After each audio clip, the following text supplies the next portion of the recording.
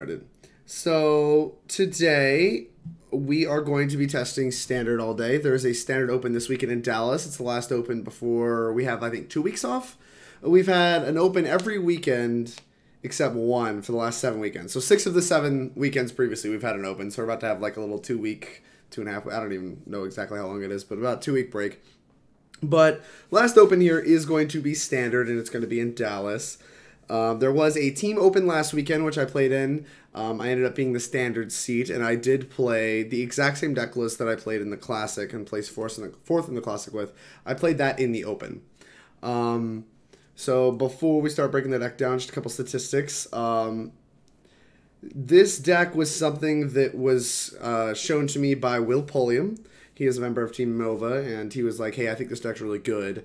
You should play this deck since you're the standard seat. And I was like, okay, sure. I mean, Guildgates, you don't have to tell me twice. I don't know what it is about Guildgates, but I like me some Guildgates.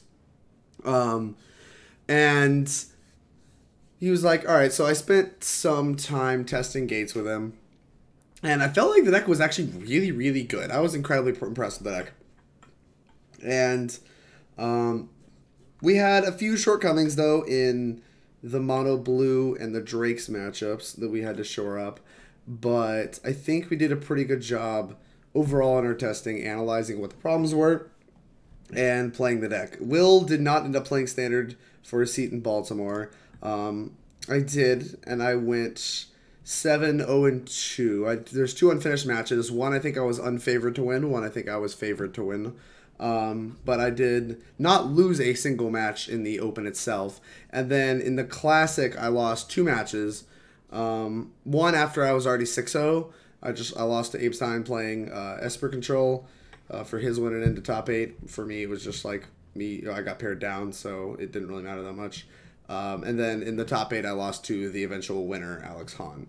So let's go ahead and dive into the deck and talk about what I liked and what I didn't like. So the deck is a Nexus of Fate strategy that is trying to utilize, you've seen the Turbo Fog decks. They're like Teferi, like Loop Nexus, exile your permanents, just typical Teferi nonsense.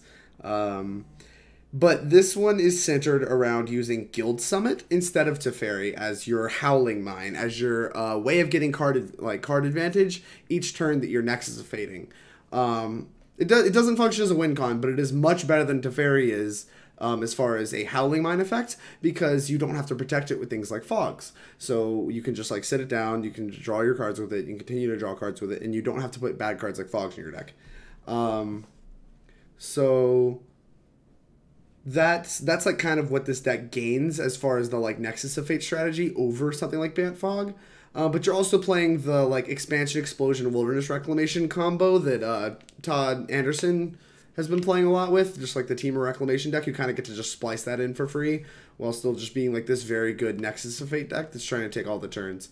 So the core of the deck is the 4 Growth Spirals, the 4 Krasis, the Guild Summits, all the 4 ofs. The Guild Summits, the Ablaze, the Routes, the Reclamations, the Nexus of Fates, and the Expansion Explosions. We'll get to the mana base later, but all these cards are just like, I think, pretty obvious why they're in the deck. Like, you have the Gates Matters cards in the form of Gates Ablaze and Guild Summit.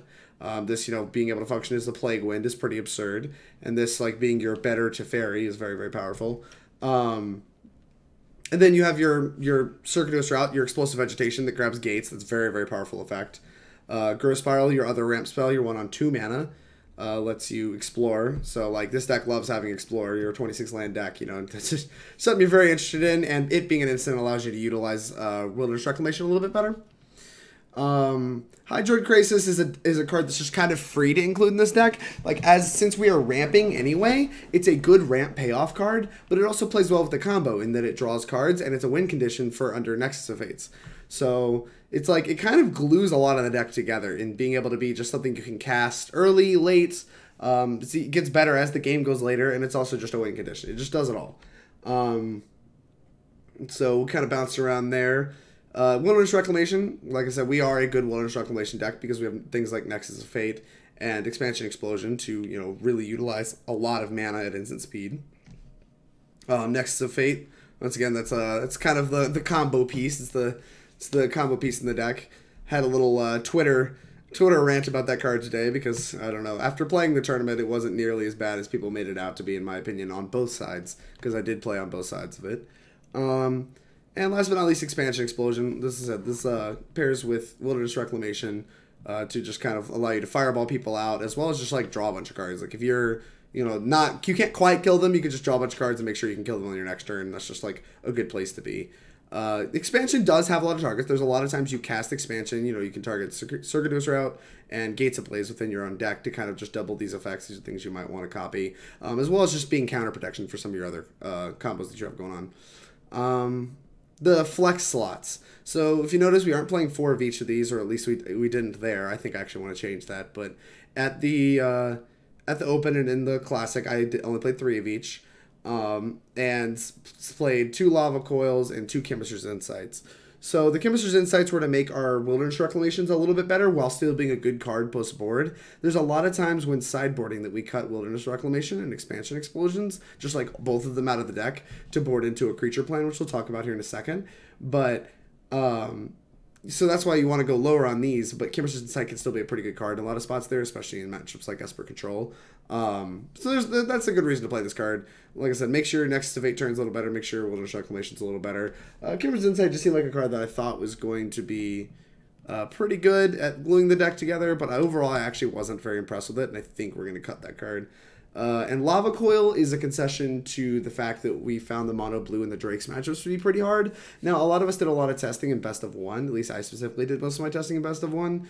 And so I think that heavily influenced this decision. And after playing the post-sideboard games against both Drakes and mono blue, because I played mono blue twice in the Classic, and I played Drakes once in the Classic, and pretty handily beat both of them in the sideboard games. So I think after playing those matchups, the main deck Lava Coils might have been a little too aggressive, and might have just been I guess, a product of me playing so much best of 1.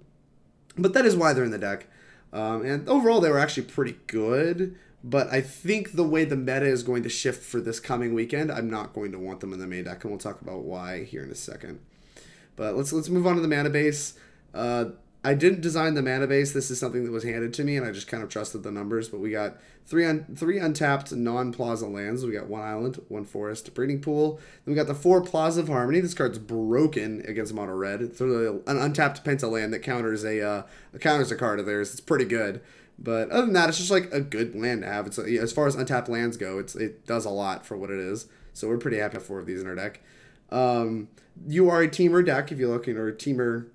You are primarily teamer colors. So you have 4 of each teamer gate. It's as many as they'll let you play. Trust me, we'd play more. Simic is the best guild gate. I'd probably play at least 6 of those if I could. Probably closer to 8.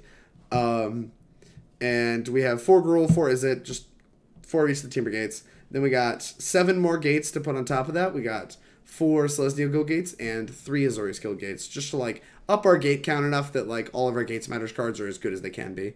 What's up, the Be Easy? Yeah, I'll talk about it here in a second. Alright, so moving on to the sideboard. The sideboard we played, ignore the 1 Carnage Tyrant. There were 2 in my list that I played in the Classic, but I actually don't have a second one on an Arena. It was kind of a last-minute addition because we found Esper to be kind of hard, so we put 2 Carnage Tyrants on the sideboard to hopefully try and beat Esper, and they were very medium. But the sideboard here is 4 Negates. You can't see the number because it's off-screen, but there are 4 Negates. 2 more Lava Coils to complete the set in the sideboard. 4 Gatebreaker Ram. This card is busted. 3 Archway Angel, and there's supposed to be 2 Carnage Tyrants, but there's 1 right here. So your plan in a lot of sideboard matches was to cut Wilderness Reclamations, Expansion Explosions, and some number of Nexus Fates, usually 2. And then board in like Gatebreaker Rams, then whatever else is good. Like if it's mono red, you want like Archway Angels. If it's like the mirror or whatever, actually the mirror you keep the combo in. If it's like control, you want Negates and some Carnage Tyrants, you're gonna end up cutting more stuff. But like we basically bring the Ram in every single matchup, every single one.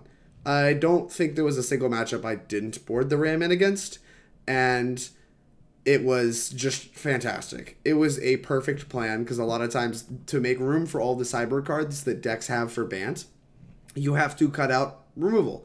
And so being able to bring a Gatebreaker Ram plus some Negates to protect him was just very, very powerful. And often into games, like there's plenty of times with just a couple Nexus of Fates in your deck without any of the rest of the nonsense. You could draw to them using Guild Summit, then just play Gatebreaker Ram and kill Nexus Fate, Gatebreaker Ram, and so that was a lot of times more than good enough. So, yeah, Archway Angel, we started on 4. Overall, we found 3 to be fine. Like mono red and white aggro weren't as hard of matchups as we thought they were going to be to like justify playing 4 of a card that only really comes in those matchups. I don't really bring it in against anything else. I only bring it against like mono blue. It's like literally only mono white and mono red. So 3, we found cutting down to 3 to be good enough. Especially with the set of Lava Coils, you can kind of board up to enough removal to preserve enough of your life total that those matchups weren't as hard. 4 Negates I think is very necessary. I wouldn't leave home without 4 Negates. Like there's a bunch of decks that are bringing counter spells and duresses and stuff like that to try to beat you. And so Negate's just the best thing you could be doing with that mana. And last but not least, like I said, Carnage Tyrant was kind of a last minute add to try to beat Esper, because we found the post board games against Esper to be pretty difficult. And overall it was like fine. If they left in Kaya's Wrath, it was like pretty embarrassing. And there were still times where they could like build up enough of a board state with like Dawn of Hope tokens, or like just like mopey creatures, like they Thief of Sanity you, and if they take like a creature or 2, they can eventually build up 6 toughness. Like it actually, there was like multiple times where I couldn't reasonably attack with it, and like needed to clear some of their stuff out the way, and it also like didn't play well with any of our like Gates Ablazes, so we have to cut all the Gates Ablazes out against decks that are bringing in Thief of Sanity against us, because that's like their best card. Esper's best card and Sultai's best card against you post board is Thief of Sanity. And so like cutting all of these actually didn't feel great. Like I wanted some Gates Ablazes in order to actually kill those, but we had the Lava Coils to board up to kill all of those. So like that had to be like good enough. But it was just like very awkward and clunky to board into this weird like Lava Coil Carnage Tyrant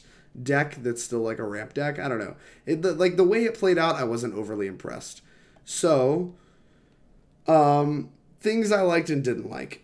I was impressed with the deck. It felt like absolutely unstoppable for the weekend, but I think once people know about it, it gets much worse. Especially once people know about the Gatebreaker Ram plan, like just bringing Gatebreaker Ram against all the matchups, I think the Gatebreaker Ram plan becomes much worse. It's not bad enough to cut out of our decks. It's still very powerful to be able to switch gears, and we're not just like a one-trick deck, but I think it needs a little bit of help.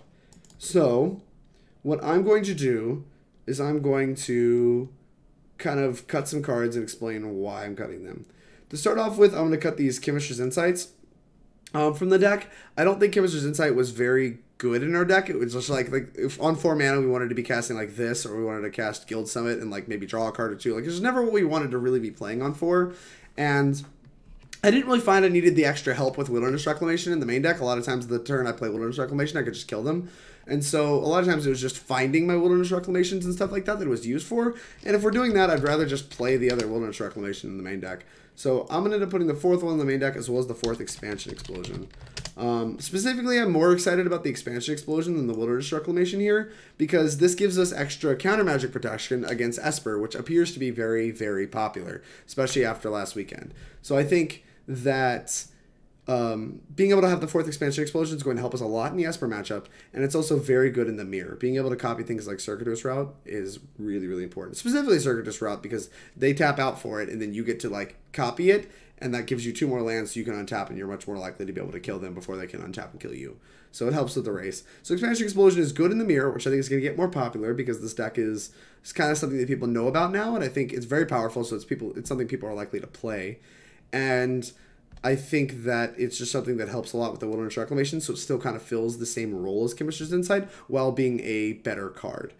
Then I'm going to cut the Lava Coils in the main deck. I kind of talked about how I didn't really think that the matchups that we put them in the deck for were as hard as I made them out to be, but I do think that Esper was still pretty hard. They have a lot of counter magic and stuff going on, so I'm going to put some Spell Pierces in my deck. I don't know if this is the best card that we could be playing. It could be like Disdainful Strokes, could be some main deck Negates, it could be a lot of things. But I think there's a lot of turns when you're playing Gates, you want to be able to hold up a counterspell on turn 2 and Spell Pierce whatever they have going on while being able to play tap lands, you know what I'm saying? I want to be able to, on turn 2, be able to hold up a Spell Pierce for, Thought Erasures or, whatever have you. And it's also the easiest to play like things like Guild Summit and Circuitous Route. Like it's easier to play with counter magic backup if your counter spell is 1 mana. You don't want to it saves you an extra turn of having to make sure you have an extra land up, which when you're playing Gates can be an extra 2 turns, right? Before you get to play something like a Wilderness Reclamation with a Spell Pierce up, like it could be turn 6 or 7 or whatever, before you can do that with a Negate up. So Spell Pierce only costing 1 mana I think is really important when you're playing tap lands, because the cheaper mana cost is very relevant when you're trying to protect these like more expensive spells in your tap land deck. So I think that's all I'm going to change about the main deck. The rest of the 4 ofs made a lot of sense to me. Krasis was great. Like all the rest of the core of the deck was very, very good. But the flex slots I wasn't super impressed with, so I want to try Spell Pierce, and I want to try just going up to the 4th of these to make our main deck game plan a little bit better. And it also should help in times where we don't want to be on the Ram plan post board, that we can be still in the combo plan with all the like access to as many of the combo cards as we want, and a little bit of protection for it. So hopefully we can make our combo plan better, even post board against counterspells and duresses that people are bringing in. Next change, I want to cut the Carnage Tyrants out of the board. There was 2. They weren't good enough, I think, against Esper, and I want to try Big Daddy Niv. I think Niv-Mizzet still being uncounterable is obviously very relevant against Esper. If it's not uncounterable, what are we doing here? Niv-Mizzet's better when we have Spell Pierce and more expansion explosions in our deck, so there's a chance that maybe we can, cast more spells underneath it.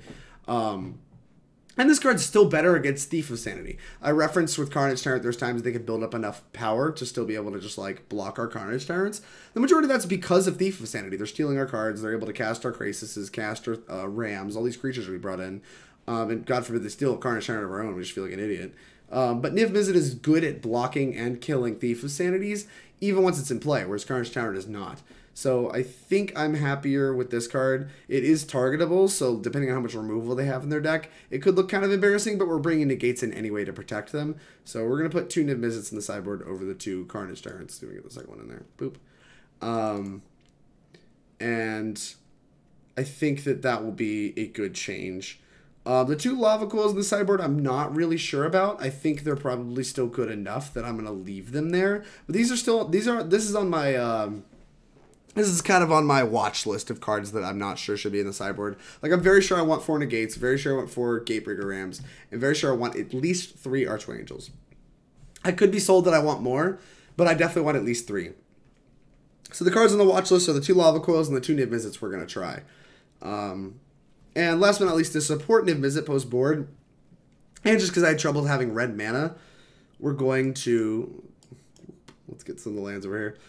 We're going to cut a Selesnya Guildgate from the deck, and I'm just going to put a Boros Guildgate in the deck. Keeps our white, the amount of white sources the same. I never really had trouble having green because all of our stuff's single green anyway, and we only have, 4 different spells that have green. Whereas this spell was very important to have red on turn 3, like we wanted it really early. And even though we only have, 2 red spells, this one's double red, and this one is, like I said, this one requires red, like, as soon as possible. So we're just going to put a Boros Guildgate in the deck. Which one's better? I think Azorius works a little better. I'll take the castle. So I think that's going to wrap up the breakdown here of the deck. If you guys have any questions, feel free to fire them off in the chat. Because I know there was a lot of questions that people asked me in my messages and online about this, and I'm hoping I covered all of it for everyone. And if not, it'll be up on YouTube.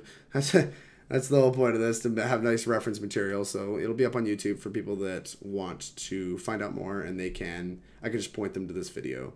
So, without further ado, let's jump into some games. Save and exit. Before we get started, thank you very much for popping in the stream if you're here. Make sure you check out my sponsors. They are going to be scrolling across the top. So you can kind of see them. You can look at their websites in the panels below if you're here on Twitch. If you're on YouTube, if you go to the description, there should be links to all my sponsors there, as well as the code TeamNovaMTG to be used for managers, 15% off your first 3 months. I'll break down all of the sponsors later when it's shield time, but I wanted to go ahead and give them a quick shout out before we got started and started diving into the games. All right, let's play some Magic. Gonna just grind the ladder. It's best of 3 now, so we're gonna do our best to move up the ladder. I believe I'm starting at gold, so that's I guess normal for, I was at diamond, so they put me down 2 ranks. It seems kind of extreme, but whatever. It shouldn't be too hard to grind our way back up. And we'll see what's up. Hands like these are notoriously a trap. This deck loses when it's missing its land drops, Be like, we're a deck that has a lot of payoff. We go over the top of a lot of what other decks are doing. But if we're missing our land drops, we can't do that. So this hand looks like a trap to me. Just having only 2 lands. We are on the draw. We are a 26 land deck with a Growth Spiral and some Krasis. Like, this isn't as clunky as it seems like it might be, and I think this hand's really close. I think both of these Krasis could reasonably get equity. I don't think they're both bad, but the Nexus of Fate is going to be awkward in the first few turns.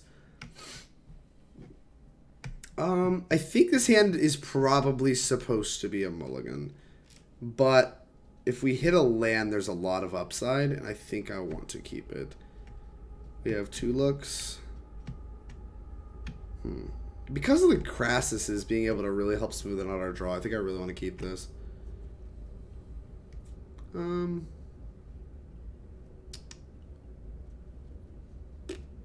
Keep it. There's a good chance this hand kills us. I think this hand's really on the fence, but I'm here to test anyway, so I'd like to see how this hand plays out. A white strategy. I feel pretty comfortable with how this hand would play out if we draw lands. I feel pretty comfortable with how this hand is going to play out against the white strategy. We obviously want red mana and a Gates Ablaze that's asking for a lot. We did hit a land, which is good. This is going to cost more mana on their turn, so we have to cast it now. Boop. Now we're just missing the Gates Ablaze. We drew 1 land. Not sure if it's going to be enough. We did also draw the Wilderness Reclamation. So there's a reasonable chance. Like, this isn't the most aggressive start by any means. They don't have a Benelish Marshal yet. So there's a good chance that, like, we actually draw... If we draw, like, 2 running lands or whatever with this Growth Spiral, we can actually win this game just with Wilderness Reclamation. That's a first hit. So the question is whether or not I want to play Guild Summit and get that going, or I want to play this Gate. I think I want to play Guild Summit because I can't play that on end step with Wilderness Reclamation, which is what I want to play next turn. Boop. So we're gonna get our Horn of Greed going. We're gonna take 2, 4, 6, and they're pretty far from more damage, but we're gonna take at least 6.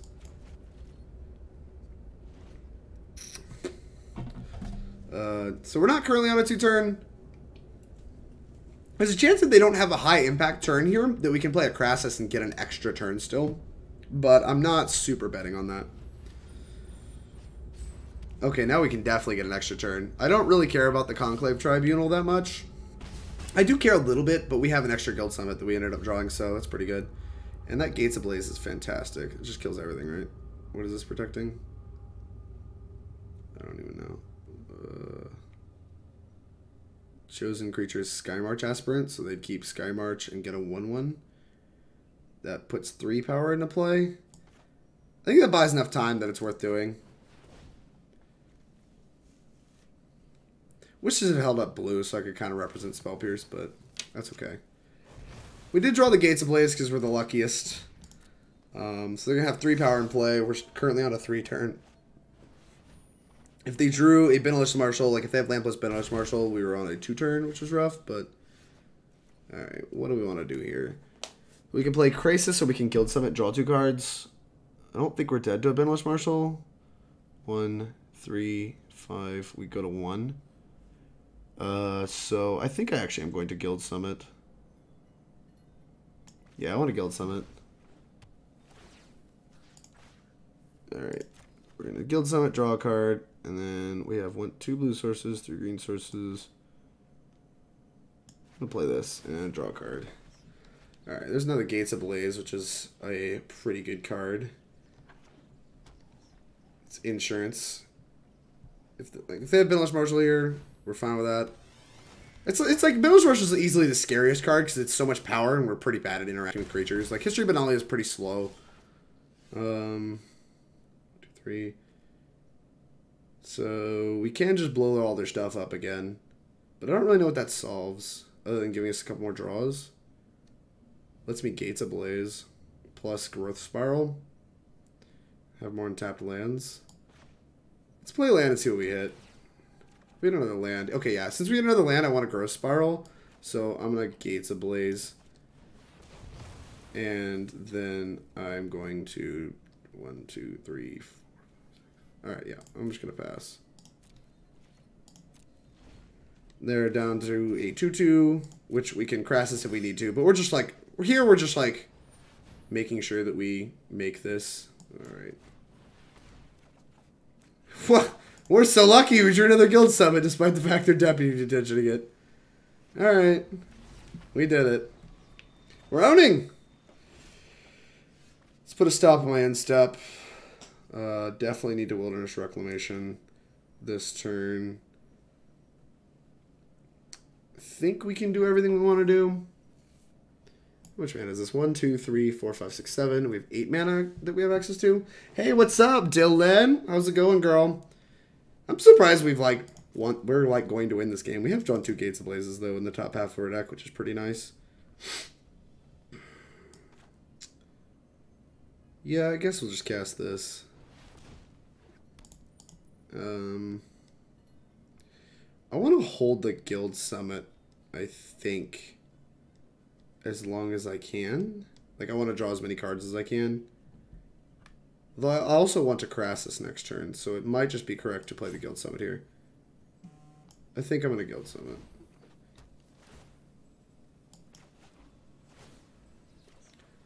Oh, well, that's pretty good. Yeah, let that resolve. Play the next fate. Hey, thanks for the host, Dylan. I appreciate it. You're too kind to me. Boom, we got a turn in the bank. Alright, and then pass to myself. Plaza of Harmony is a good draw. Make sure even if we fizzle a little bit here, we're good to go. They're 18. We have 1, 2, 3, 4, 5, 6, 7, 8, 9. 18, so we're 4 mana short. So I think we're just supposed to Krasis for as much as I can, which means playing this land is probably wrong. Yeah, playing the land was actually just wrong. But we have Growth Spirals, so never punished. Alright, what is this? 1, 2, 3, 4, 5, 6, 7. It's supposed to be 7. Boop. Oh, I didn't put a stop man step. Oh, we drew another Nexus. I'm owning! Oh no! Why didn't it go past the stop? That's frustrating. Okay. Well, hopefully we don't get punished for that. I don't know why it went past the stop, but it did. They conceded anyway. They were dead, obviously. We had the second Reclamation plus the expansion explosion, so that concession makes a lot of sense out of our opponent. So against mono white aggro, the combo is not great. The pieces are all clunky, and they have blue cards coming in like Negates. What's going on, Teddy? Dude, Gates are great. What do you mean? We do want all of our Rams. They're great. Lava Coil is removal. We want that. Previously I cut chemistries here. Not going to here. We want the Angels. And I think I want to cut a Nexus. You want to cut a single Nexus. They're just like kind of clunky. Like the payoff card is Archway Angel. That card is a much better payoff than Nexus of Fate is. Kind of considering Niv-Mizzet over like Nexus of Fate. I wonder like which one's actually better to spend my mana on, and I don't actually know the answer to that question. I'm gonna choose to believe. Oh wait, Swelkers is bad. Oops, that's awkward. Maybe I am supposed to have a Niv-Mizzet in my deck. It's like that or Expansion Explosion. I'm gonna put 1 Niv-Mizzet in my deck. This is calculated. I just want to try it. Wait, what? Oh, I got 2. Fine, I'll put both Niv-Mizzets in my deck. F it. Wonder if a single like Expansion Explosion is supposed to be better than our Niv-Mizzet. It is a removal spell. Just a bad removal spell. Alright. We'll try things. We'll try things. I want to try both of these cards. Is Niv good here? Yeah, I don't know, Teddy. I'm going to try it. I think it could be good. So we're going to... Oh, man, of course we draw it. Perfect! Opponent's on the play. This is like the same hand as last time that I'm pretty sure is a trap, but we actually have red mana this time. We have the Growth Spiral. We have a lot going for this hand. Like, it has all of the, like, the dream spells, right? Well, this one's kind of bad to have in our opening hand. I'm not sure it'd be better as a Niv-Mizzet. I don't know. 26 lands hit in 2 steps.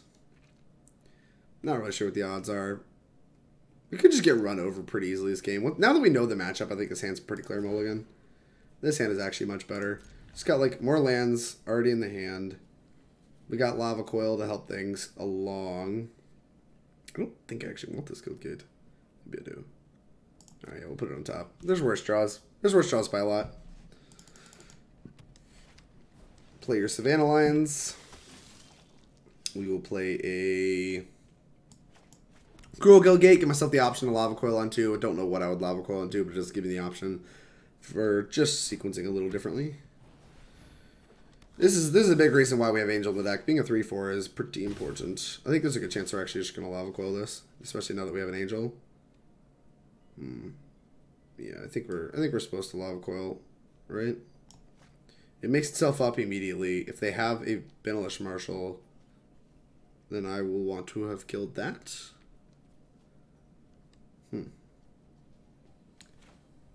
Actually, I think it might be supposed to wait since it's equal on mana this turn, and it also, if they play a Benelish Marshal, I just want to kill that. All right, yeah, I think I talked myself out of it. Hey, they have the Marshal.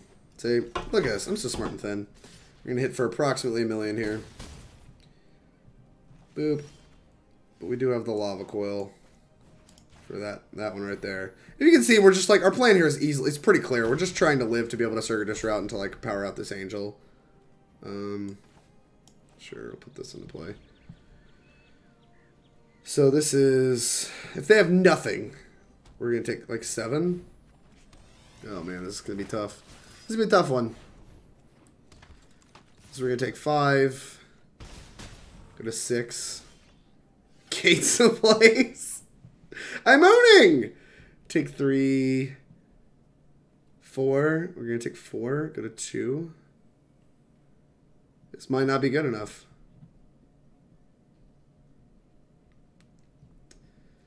Yeah, we have to draw like another removal spell or a Krasis. Because even if a Gates Ablaze here, they get to pay 4 to keep this, and then they get a 1/1, so they get to deal 4 to me, put me to 2. There's no real way to make this Archway Angel faster, right? Like, just obviously shocking is just not a real plan. Whatever. I think we have outs to it. Like, we have Krasis and stuff like that to draw to. We have Ram to draw to. Ram's very good against the Danto Vanguard, and keep us alive because we won't die to the token. Will they get another token here? Yeah, we're almost certainly dead. Boop. I don't think we have any outs now. Man, we drew so hot and still died. Opponent also drew quite well, though, I suppose. Turn before we get Angel. Actually tried to cast it. Thanks. Thanks, game. I really appreciate the hope. Yeah, there's just no way out. We're super dead. That sucks. Because I think we're a pretty favorite to win the game if we can cast this Angel. But we could not. We're unlucky. We needed probably a Plaza of Harmony to like cast a thing a turn earlier. I don't know. Kind of want Niv over a Nexus of Fate. Just like this handles things like a Danto Vanguard's a little better, being able to like make them pay for all the time. Also just like blocking it. I think the fact it's like better against the Danto Vanguard's pretty good. What's up, Billy? How goes it, man?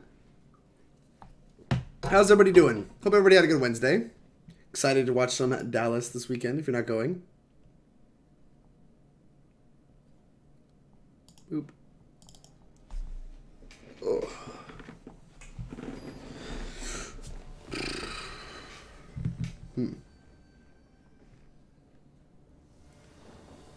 Alright, let's be on the play. They didn't see Ram, so I don't think there was like any merit to boarding back in the combo, and I don't think they would do anything about Ram anyway. Seems pretty good.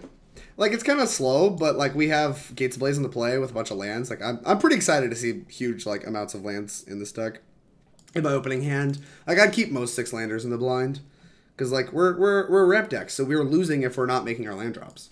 Boop. Also has like access to all of our colors, which is really nice, including white. Savannah Lions with no name. It's always nice to hear. Makes our Gates Ablaze better. I think we're not doing anything. I don't really know what favors me to do what, so I'm just going to play this, I think. Any blue. We don't have Spell Pierce in our deck, right? Yeah, we have Lava Coil, though. I'm going to play this one. Watch me get punished for this gate choice. was trying to figure out like a world in which that gate choice mattered, and I don't think it does. Alright, tap land, attack for 2. It just like locks in the fact they have Banalist, right? That's a really good job. That is a very good one.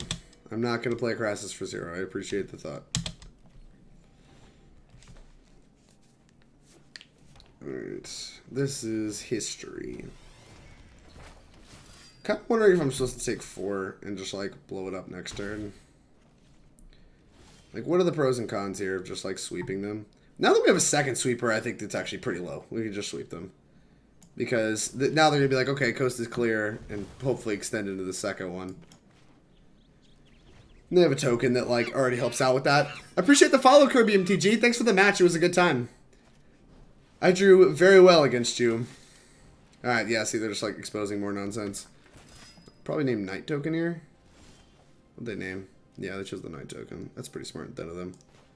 I think we're still going to blow our stuff up anyway. They save the Knight token. We only get hit for 4, then we get to play Angel. Or we could wait. Well, they could just have Spell Pierce up, which would make us look dumb. Could play a Krasis on 2 and try to trade. I don't really like that as much though. I think I want to be setting up to Krasis on 4 after the Angel. So I think Gates Ablaze just keeps us from like dying to a random Banalish Marshal. And if we get Spell Pierced here, I don't feel that dumb. I'm just gonna cast this. Like all of our turns from this point on, I think are pretty scripted. We're just gonna Archway Angel, Hydroid Krasis. And so I think that being able to just like survive until we get to do all of those things is gonna be pretty good. Yeah, this is what I was talking about, the Banalish Marshal. Angel's still gonna line up pretty good against this because all of these are 3/3s. It's only bad against the second one. Actually, there might have been merit to casting the Krasis first, but I wanted to make sure that we didn't get like punked out by like counterspells and stuff like that. Okay. No blocks. Boop, boop. Nexus of Fate, eh? How much can I cast this for? 4? That trades. We also drew a forest to, like, help us out. I don't think we're blocking with this. Also, we're, like, kind of setting up to just, like, Nexus punk them out, right? This is, like, 7. What is this? Ajani, Adversary of Tyrants. Probably gonna pump some stuff. Alright, what is this? Hey, thanks for the resub. 5 months! Classic top 4. What a bad run. Correct, I am a scrub. So I'm pretty interested in the trade here, I think. What if I just took 14, went to 1? Wait, are they dead? Oh, they're just dead. I'm dumb. They shocked. This is 14, right? Yeah. No blocks. Yeah, they're just dead. We get to Nexus them. Boop. This one! Good game. We both played hard. Tap land. All attack. My turn again. I'm owning! And we drew the Gates Ablaze too, sure. Got him! This is what I was talking about. Like, the Nexus, like, the Nexuses are still okay on their own, but you don't want them early. Late game, they get to be pretty good. Which one, right? Yeah, no blocks. Spacebar. Yeah, like it occurred to me, I thought they were still at 17 or what? No, 15. And I didn't realize they shocked to like play that last thing. Shock line's so bad. All right, so that was pretty interesting because the that match specifically I think was good at showcasing that like the mono white matchup is pretty hard, but not unwinnable. I think I'm not really sure how much of a dog we are. I beat it in the Swiss as my winning in for top 8 of the Classic. Now, I think that was the only time I played it all weekend. Going into the weekend, I was really scared of it. Like, this, like, aggro deck that is backed up with counter magic was, like, a pretty scary thought. It's also very resilient to Gates Ablaze with things like Dauntless Bodyguard, that 3-mana spell they can sometimes play, and, what's it called? The Hunted Witnesses. So I thought they were pretty resilient to sweepers, and on top of that, they have counter magic. On top of that, they're aggressive. And so I was like, I think this matchup's just, like, basically unwinnable. And then I played it and it didn't feel nearly as bad. It felt a lot like that where it was close. And so that's kind of my opinion of the matchup. Like we drew pretty well in that match, but they did too. The times where they stumble, like, are very good for us. The times where we stumble, we're obviously just going to get run over. But, like, in general, I think the matchup's pretty close. This doesn't have blue. We're on the play. We have a Gates Ablaze, though, so if it's anything aggressive, we feel good. If it's not aggressive, we have time to draw to the blue source. So I'm pretty tempted to keep this. So we can still draw to, like, any land plus Circuitous Route. I think keeping this off the back of Gates Ablaze is pretty reasonable. Like, most of our bad matchups, Gates Ablaze is going to be very good in. So I think I'm just going to keep this and hope that we draw the blue source. What's up? I decided to hate myself and play more limited to get more cards so I can work towards other decks. That's very reasonable. Limited's fun. Drake's is great. I'm hard-pressed to mulligan these kinds of hands. I hope you're talking about this hand. I agree. Anything with 3 lands, I'm pretty excited to just keep. I really obviously want a blue source. This is like mono blue. The Gates Ablaze is going to be good in this matchup, but we're probably dead. That said, in the Swiss of the Classic, I did beat somebody who went turn 1 Siren Tamer, turn 2 double Curious Obsession, and then hit me with it like twice. It was actually very similar to how this is played out. Alright, well, hopefully they'll play like a Tempest Gen on 3, and then we'll play like a Gate.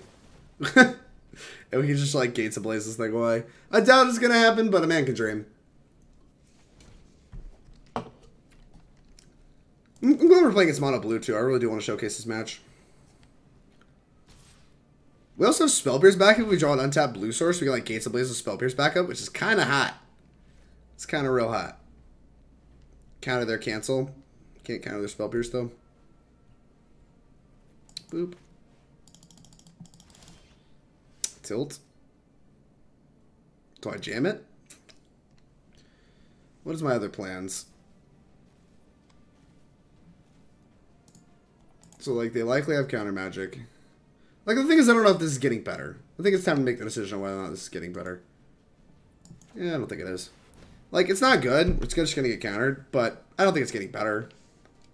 Like them drawing more cards, just going to lock stuff. Lock it up. Opt. That's a good sign. I appreciate the retweet, Dylan. I just got a notification for that. I really appreciate that. This deck is all over the place on Arena. That makes sense. It's a good deck on Arena. I can't believe that worked. If we win this game, it is a feature of... Oh my gosh, I can't talk. It's a miracle. There you go. I said it. You have another Curious Obsession? You're just like trying to put a clock on me. This is like, honestly, this is kind of how the matches in the Swiss played out too. Like, their deck is surprisingly good at like answering things like once or twice, but afterwards they just didn't have as much density of counter magic as I thought they would. This is 4. We're on a 3 turn. That's the blue source. You're on time, buddy. Alright, well, we're not dead right now. We're only taking a million. 2. They need another instant. Take 4, go to 10. We're still not dead if they have this. If they have a Tempest Gen, we're really hoping to draw the stupid Gates Ablaze, but we've already burned one. We're probably not likely to draw another one. That's a good draw. They have the 2-mana counterspell up, so it's all about what do we want to get 2-mana counterspelled. We can't play Guild Summit with Spell Pierce back up, but next turn we do have Spell Pierce up. I think I just want to try to route this turn and see if they let it happen. I don't think they will. I think this is a pretty clear Spell Pierce. I don't think they'll waste a Wizard's Retort on it though, for what that's worth.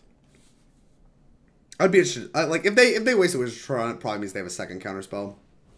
Yeah, I think they Spell Pierce. They don't Wizard Retort. That makes a lot of sense. And this lets them pump their thing up. 1, 2, 3, 4. Yeah, they can pump this to a 5/5, but that spends all of their mana. 7, 8. It doesn't kill me. All right. Yep.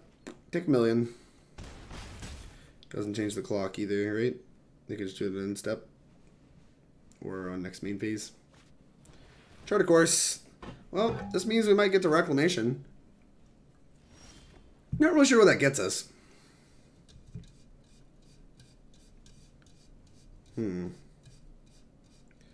So we can't Guild Summit for anything. Could Growth Spiral try to hit it, right? Yeah, we can Growth Spiral try to hit. If we Wilderness Reclamation play a land, we have 1 extra mana on top of our 6. So we can exactly cast a Nexus, but we can't do anything before casting Nexus. So this appears to me like we have to Growth Spiral and try to hit. Okay.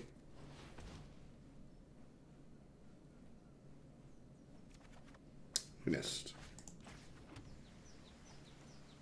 Does putting a blocker into play help? Oh, I can't even cast anything. Yeah, we're super dead. Boop. Alright. That's a little unfortunate how that played up. What's up, Kirby? It was that retweet that put up this feed, so it worked. Hey, zoning! Alright, mono blue. What did I have written down for mono blue? This is the cyber guide I used in the tournament. Cut all this nonsense. Makes a lot of sense. Card's bad. I guess we keep these in, right? Yeah, sure. I'm wondering if I want this card in my deck. I cut all 4 Nexus of Fates. Getting 7 mana things Spell Pierce is bad. Routes, like, as you saw there, Route's kind of awkward because you just have to, like, it's very, like, honest. You just have to tap out on your main phase and cast it, and that's just, like, not what we're looking to be doing. Alright, let's shave on... I still want to shave on these. I think I want to cut at least one. And then I wanted Rams, Negates, Tyrants. So I do want Niv in this matchup. Yikes. Rams. Put Rams in my deck. Negates. Don't want Angel. It's not really aggressive enough and doesn't actually block enough. Do want the coils. I do want Nivs. I think I'm up a card now, so I'll cut down the second expansion. I think that's what I would do. Yeah. I have to abbreviate a little bit because I made a bunch of changes to the deck. I think Spell Pierce is pretty good.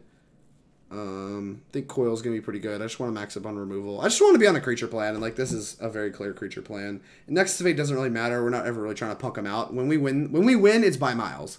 Like we've Gates Ablaze them. They have like no creatures in play, and we're just like beating down with a billion Ram, and it's just like the game is very clearly over. So like we do get to like Tron this deck out when we ever actually get there. They're a tempo deck, so it makes a lot of sense. Like we're never really punking out a tempo deck. Like when you win, it's you know, it's convincing. Play first. Gaining life is attractive. No blue is quite unattractive. Especially with 3 blue cards in hand. No removal, no counterspells. I think I want to mulligan this. I don't normally mulligan these kinds of hands, but I'm really turned off of this hand. Circuitous Route's not very good in this matchup. Guild Summit's okay, but we can't cast it. Alright, we're mulliganing. This hand is much better. We have blockers, we got lands, we got a Growth Spiral. I'm owning. Does it matter? It does not. Our next turn is scripted to be Izzet Guildgate no matter what. Interested to see if they bring out their dive downs this matchup because if they have looked at my deck list and they know I have Lava Coils. Niv-Mizzet. I still love Gate Colossus. Gate Colossus is sweet. I had a Gate Colossus in my sideboard when I first put the deck together, and then Will talked me out of it pretty quick. I didn't even really play that many games with it. But it could be good now. It is very good against a lot of Esper's cards that aren't Vraska's Contempt. Being able to just play land and say go here is really, really good. I don't know what they're doing. I don't know what their plan is here. They might just be flashing in a Trickster. Yeah, alright. Just want to make sure this resolves. If they want to load this up with an enchantment, we're gonna like put a blocker into play. We're also like gonna like Lava Coil it. So we have a lot going on. They are going to Obsession. This is interesting. I wonder how many counter spells they have in their hand. If we draw any of ours, like any form of our counter spells, then we're in.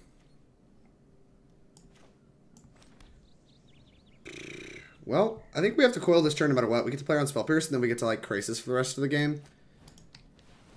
We could very easily just try to this Trickster, but we get to play through Krasis for the rest of the game and just like draw a card, gain a life until we can draw 2 cards. And that's gonna like stonewall this thing.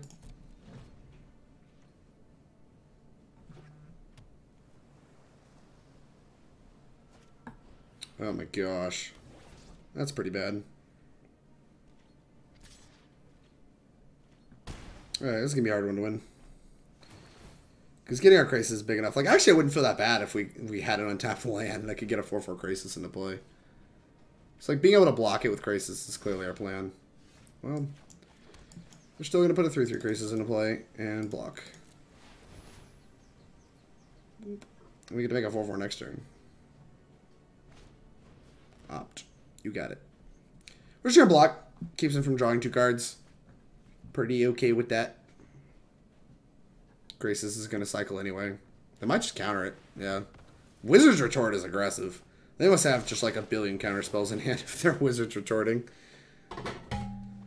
So, like, the reason we're not dead is we do have things like Guild Summit that, like, even though they're drawing a bunch of cards, we can keep up. I'm actually more concerned with, like, kind of the life total hit. Like, the 4/4. Like, they're going to be able to tempo us out if they have enough counter spells to, like, stop all the Krasises. Krasi. Chart, of course. More card advantage.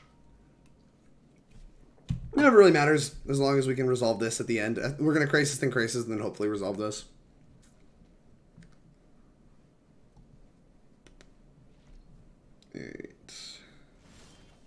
He discarded. What do we think of playing Gates Ablaze? It feels premature. I think we're just gonna play Krasis on 4. Also because I'm missing land drops. Like, I want to be able to have a counterspell before I Gates Ablaze. Like, I would like counterspell backup. That would be real nice. One top, one bottom. Assume they drew a counterspell. Boop. Hey, look, we got counterspell backup. I'm owning. Play land and pass. We're very in this game. They're probably going to bounce this. Trickstering it also works. We're going to take 6. This Gates Ablaze with counterspell backup is going to look even better.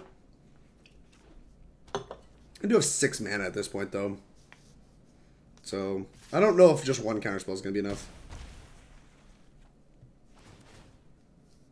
Draw a million cards.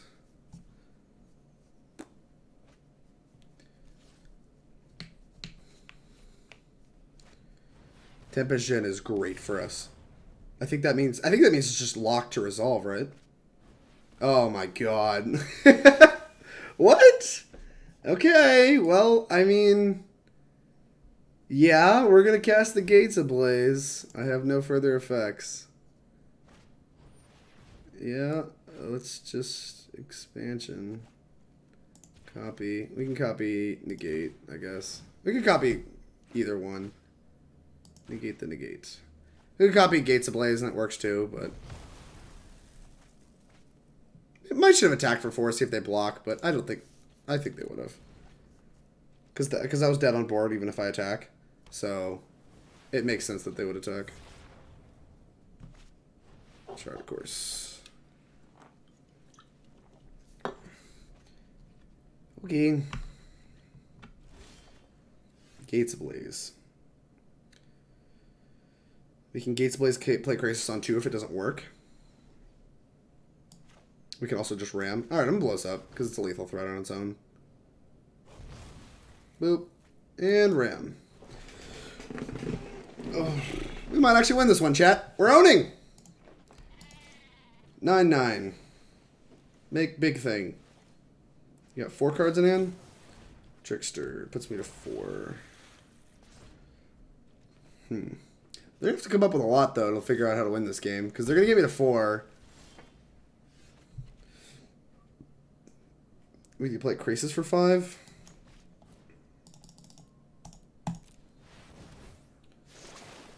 Ooh. Did not draw a land like I wanted to, but that's okay. Could have used Trickster to trade with my Gatebreaker Ram. They might actually die to it because they didn't. Like, if they end up dying to this Ram, it's pretty preventable because Trickster trades with it in combat. That is fun.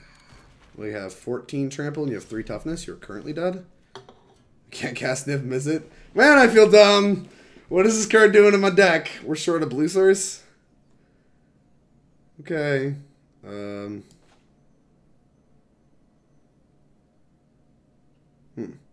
Let's see a reason not to cast this first.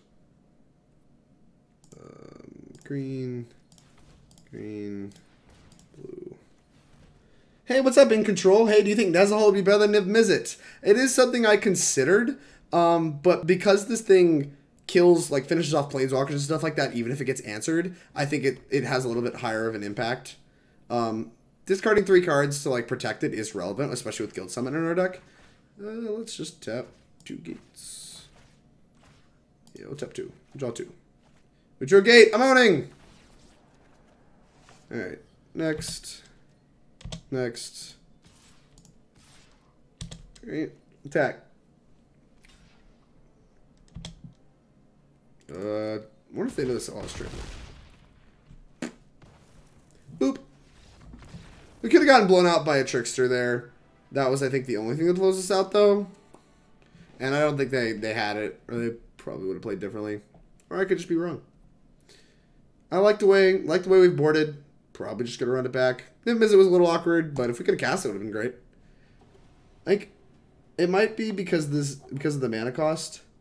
Yeah, no, like, I think the thing is, with a deck that has Circuitous Route in it, I'm less likely to be worried about the mana cost. Even though Niv-Mizzet's mana cost is like kind of ridiculous, the times we're playing it, we're not really trying to play it on 6. We're trying to play it on like 8 with counterspell backup. And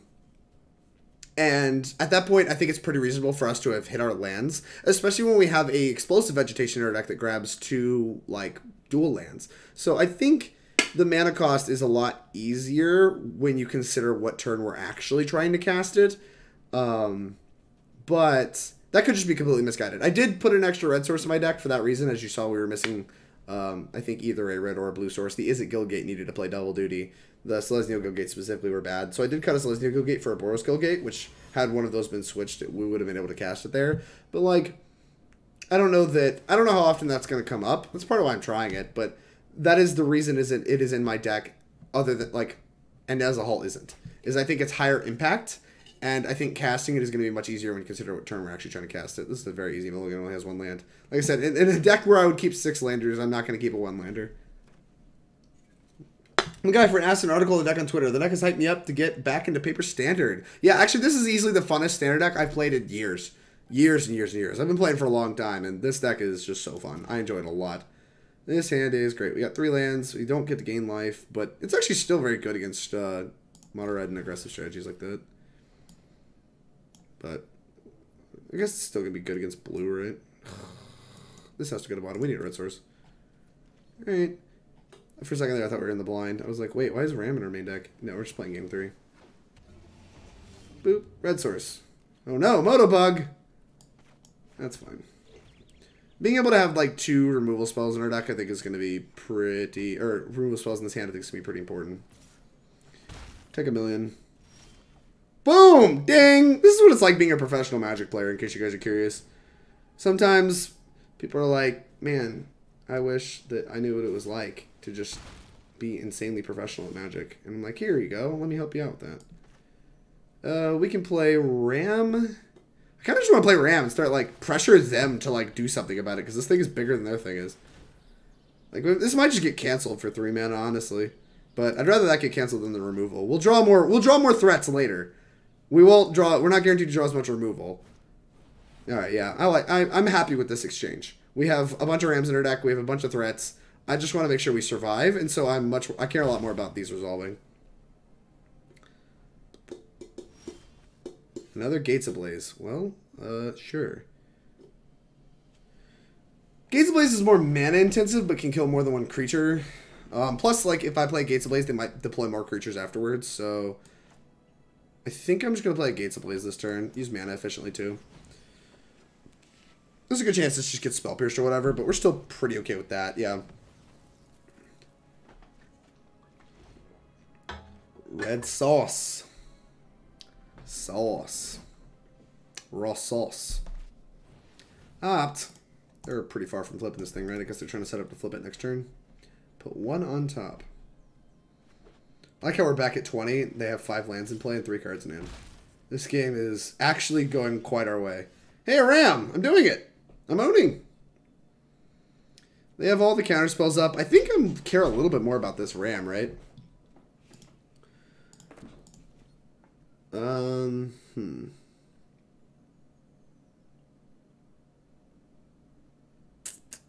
How much do I care about this Ram? Not that much, I guess. Yeah, I'm just gonna play it. It still races even if they pop their thing next turn, right? Meh! Get him, Rammy boy! Show them what's up. So they can pop their thing into a 5/5. If they do, we'll actually just spend both spells to kill it because they're gonna tap out. And then we'll just like be winning the race. Or if we draw a gate, we just get to Gates Ablaze it, and that'd be pretty disgusting. Oh, no!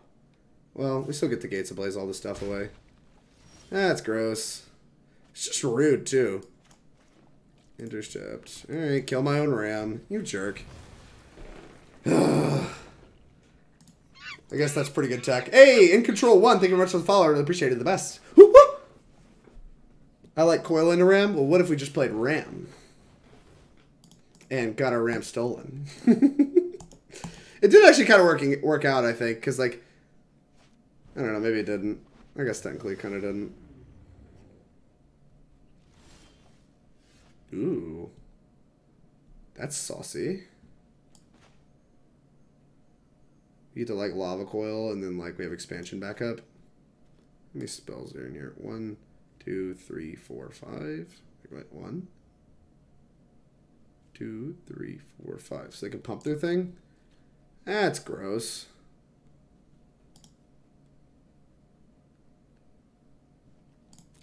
I guess we just pass. Can we cast this for 1? Yeah, we can. Alright, fine.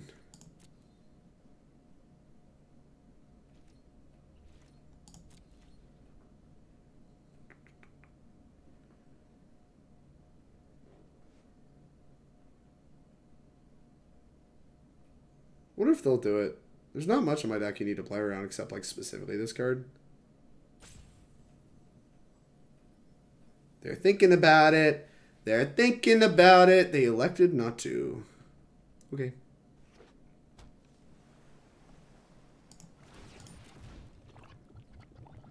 They can just activate it again if we expansion explosion.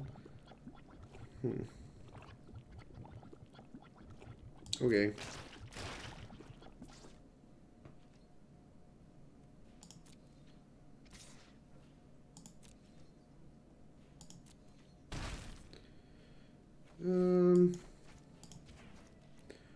Turn this into a cycle. I want to try to get them to counter this. If they don't counter it, we draw 2 cards. If they do counter it, then whatever. Dylan Hovey, what's going on, man? Thank you much for the raid. I appreciate it. You're the best.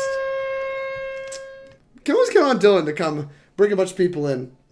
There's something else beside the Lava Coil. There has to be something else behind the Lava Coil. It's not medium. It's actually really good in most spots. Like, Terramander just happens to be a very good magic card. They're seriously considering, like, countering this, I think, which is kind of goofy. Yeah, let's cast the Guild Summit here. We can take a couple more hits from this. Obviously, we don't want to, but we can. Play the Guild Summit. Move Spellburst back up if they just go to 3 mana counter it. Only costs us a card. Alright. And we're just gonna draw a bunch of cards. Boop, boop, boop. Submit. Alright, let's get closer to casting Niv-Mizzet. Boop. What's going on? And boom! I'm owning! Can we actually cast this thing? Alright. Let's do some math. What do we need? 3 blue, 3 red? Yeah, we're nowhere close, right?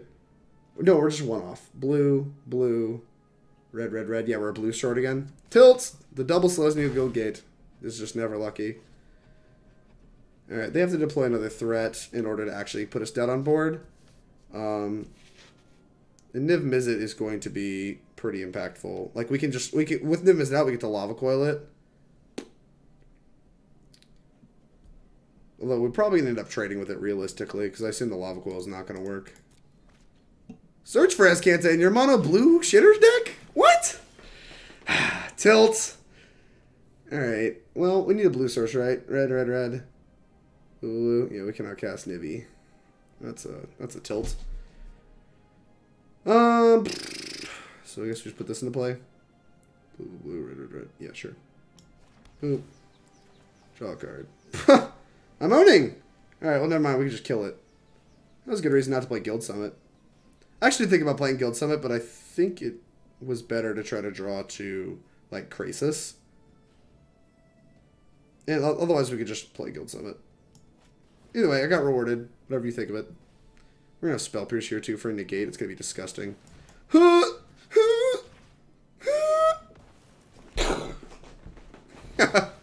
Alright. So I don't actually care that much about Search for Escanta out of their deck. I kind of want to just play this anyway. Like, now that I know it's going to resolve, like, we have, like, draw 2s coming down the pipeline, I'm actually just going to put this into play. Just, like, make sure we get card advantage. I don't want to spend my turns doing this anyway, so we're just going to Niv-Mizzet next turn, and then we have, like, Lava Coil, Spell Pierce. Although we can't actually cast those. But, you know, It's about optimistic thinking. What's up, Gates? Yeah, Gates are great. I love Gates. We're actually probably going to win this match. I think this Kanta's going to be powerful, but, like, we have a Niv-Mizzet, and this card's broken. Tempest Gen. Oh, no. Not feel incentivized to Lava Coil. Because that just, like, kills us, right? Like, we can put Niv-Mizzet into play, but we probably have to, like...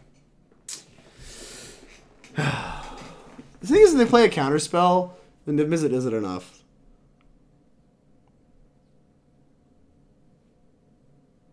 Could something happen here? With, like, Growth Spiral? Yeah, it just taps everything but Selesnya Guildgate. God, why is Selesnya Guildgate in our deck? So we get to deal 2 damage with Niv. They just like want to activate as Kanta. And there's a chance we're just dead if they have the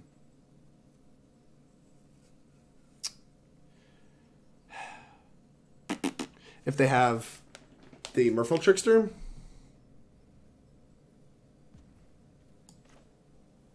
Alright, I'm just gonna put this into play first. See if we get Krasis, it's just a way better turn. We have 2 shots at it. If we miss on Krasis, I'm probably just gonna play Niv-Mizzet. Ugh, tilt. The Growth Spell doesn't let me put a land into play.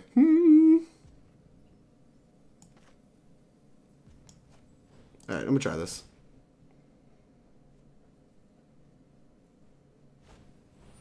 Whew! I'm owning. Boop, that one.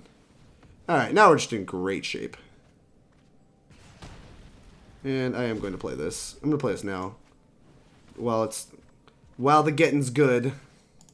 And this is going to give us, like, plenty of looks at actual spells.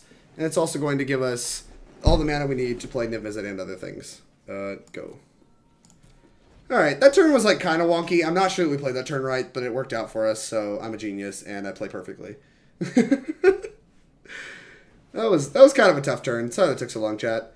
Like, the thing is, like, a lot of playing against mono blue is thinking about what they could have. This has Kanta super awkward. Yeah, we're gonna play Niv-Mizzet. Here's this one. Look at that one. Is that one good? This one seemed good. Can you beat this one?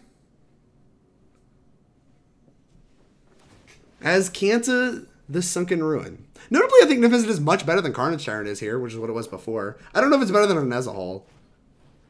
I don't think it is. Maybe it is. Because, like, this does let you kill creatures, whereas Nezahal doesn't, and it doesn't really block creatures out of this deck either. I think Niv-Mizzet is just way better against this specific deck than Nezahal even is. Whoever was talking about Nezahal earlier. How was your stream, Dylan? I forgot to ask, because I've been, like, entrenched in this, like, actually pretty interesting game. Good old double green-white tap land in our Niv deck. Yeah, it's just good deck building. Most people can't beat Niv plus spells. Your opponent can't beat Niv plus lands. Yeah, I mean, Guild Summit with Niv-Mizzet is pretty broken. Just be like, pew! Click, click, click, click, click. Ooh, we got a Growth Spiral. It's, like, probably not unreasonable that we end up just, like, killing them. Alright. Either way, we're just gonna pass. Just, like, kill them with all this stuff. Draw a bunch of cards. They're pretty dead. I don't know what their path to victory is here, but it's gonna be pretty disgusting. Carnage Tyrant's the worst of the 3? Oh, right, that's getting negated. Oh wait, I have to do something. I have to, like, pew. Alright, let's talk about this. Yeah, that one. No thanks. What if instead we didn't do that? What if we didn't do that? How does that sound? Alright, yeah, thanks. It was okay. I'm pretty tired and haven't played Modern in a couple weeks, so my play was a little loosey-goosey. That's going to be me here in a second. I haven't played Modern in forever either. Jeez, this is just, like, disgusting. Deal infinity damage to you. Wait, oh no, I'm supposed to put a land in the battlefield. Fine, this one. Pew! All these triggers. Help, we're going to rope. Ah! We have so many cards. Are they dead yet? Alright. 1, 2, just a billion. I don't know. Next. Attack with this one. Next. Sure, let's just play some lands. Yeah, pew! This is kind of fun. Pew! Eeny, meeny, miny, this one. I did it. Pew! Pew! No, I've put a land into play? This is lame. Where's my land? No, land. Ah, pew! Oh no, so many triggers. Die, face! Gah! I did it. Alright. Got to beat some mono blue. That was pretty fun. You got to kind of see, like, Niv-Mizzet. You untap with it, even if you don't play spells, you still win. What is your opponent? Why is your opponent still playing this game? I told you, people just don't know when to concede. I think that was a good match for showcasing how, like, the mono blue matchup can, like, actually not always be that bad. Like, Gates Ablaze is obviously pretty instrumental in winning, but it isn't all your creature matchups. And, like, you have a lot of, like, ways to look at cards. Your creatures are very good, so they're incentivized to, like, counter your creatures, because you could very reasonably race them with just, like, a ram early, and they're like, okay, looking at their 1/1s, like, man, this card's bad. And you're just like, it's a very reasonable plan to win. 2 landers are no-go. 4 landers are nice. Nexus of Fate, number 2 is not nice. Neither of these let us cast, what's it called on 2, but this lets us hold up Spell Pierce. So we're going to play that. But I'm crashing. Good luck with the rest of your stream. Thank you very much, Dylan. I really appreciate the host. I really appreciate your support. It means a lot to me. It really does. Okay, I'm on Niv-Mizzet. Yeah, Niv-Mizzet's freaking hot. I love seeing Llanowar Elves. Gates Ablaze is just disgustingly powerful against Llanowar Elves strategies. This looks like a Jade Light Ranger. Wild Growth Walker. That's pretty concerning.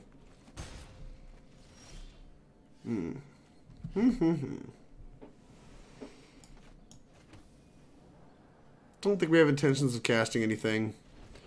Now I guess we just have to hope they don't have the Jade Light Ranger, because that's going to make this Wild Growth Walker incredibly challenging to kill. Them tapping manually makes me kind of want to off myself.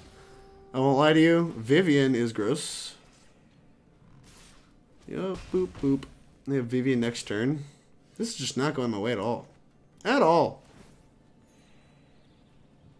Kind of tempted to play Krasis on 2. It's not really doing much else. It does get, like, Vivian down, but, like, is that so bad? Like, we just don't really have anything else going on. Alright, we're gonna play it. This could be pretty wrong, but I think, oh, there we go. I think this matchup's kind of a lot about just surviving. Oh my god, this manual tapping. Come on, guys. Auto tapper is fantastic. Ulysses. Come on. We're better than this. Oh my gosh. Drag your spells into play, please. Interesting to see this plus up. This is interesting. Very, very interesting. A Jade Light! Oh no! What is my plan to win this game? I think my plan is just stay alive as long as possible. Which means we have to hold this, like, expansion explosion for, like, literal ever.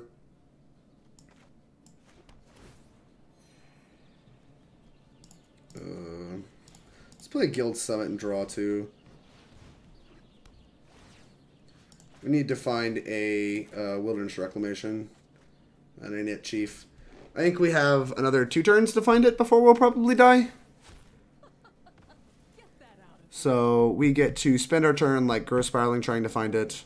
Plazas have done a lot of work here to keep us alive. But I still think we probably only have 2 turns. Yeah, we definitely... Right, this is going to be 5, put me to 16, plus 9, 10, 11. Yeah, we are going to... Yeah, we only get 2 turns. So, what do I do about that? I think we're supposed to lead off with the Glow Spiral. If we find Gates Ablaze, it's pretty attractive. If we find land, it's pretty bad for me. Put a blue source into play. Yeah, whatever.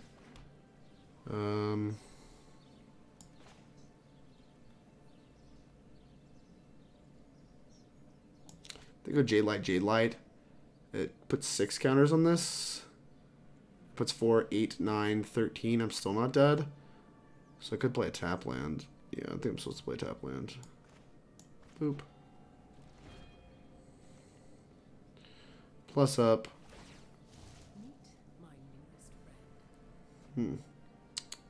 Midnight Reaper. It's an awkward one. The manual tapping. Drake, you gonna be in Dallas? Enlightened Master? Yes, I am. I'm definitely gonna be in Dallas. Should have copied your spiral. I don't think so. I think our plan is like to use Expansion Explosion plus this Nexus of Fate to win the game with a Reclamation. And so I'm kind of just like playing to punk them out here. This is what? 10? Just 10? Just clean 10? Alright, we have to draw it here. I mean, we can obviously Nexus. This is what it's like being a professional, chat. This is what it's like, in case you guys are curious. So what does this turn look like? It definitely looks like Reclamation. Alright, let's put a stop on my end step. Clearly put a stop on my end step. Reclamation into play. We have 1, 2, 3, 4, 5, 6, 7. I think we're just Nexusing. I don't think we can afford to do anything else with this expansion. We can make 4 mana. And then we have 5 mana left over. 1, 2, 3, 4, 5, 6, 7. So yeah, we can play the Plaza, and then we have 5 mana left over. I don't really know what that does for me. Because we can't even shoot the Vivian down with that. We're not shooting any of this down. I think I'm just going to put a gate into play. Gate into play. Boop. Blue. I don't need to do this. This is actually unnecessary. Alright. Resolve. Done. Alright, let's just go to my next turn. Wilderness Reclamation. Well, that just might be it, Father. We need to hit him for like 1 million. Alright, let's put a stop on our instep again. Alright, this is the Hail Mary. We got 5. 1, 2, 3, 4, 5, 6, 9. So we have 18, 23.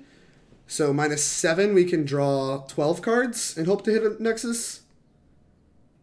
Okay. Alright, let's put some triggers in the stack. Boop. Boop. Boop. So the first one. I guess I need red out of these.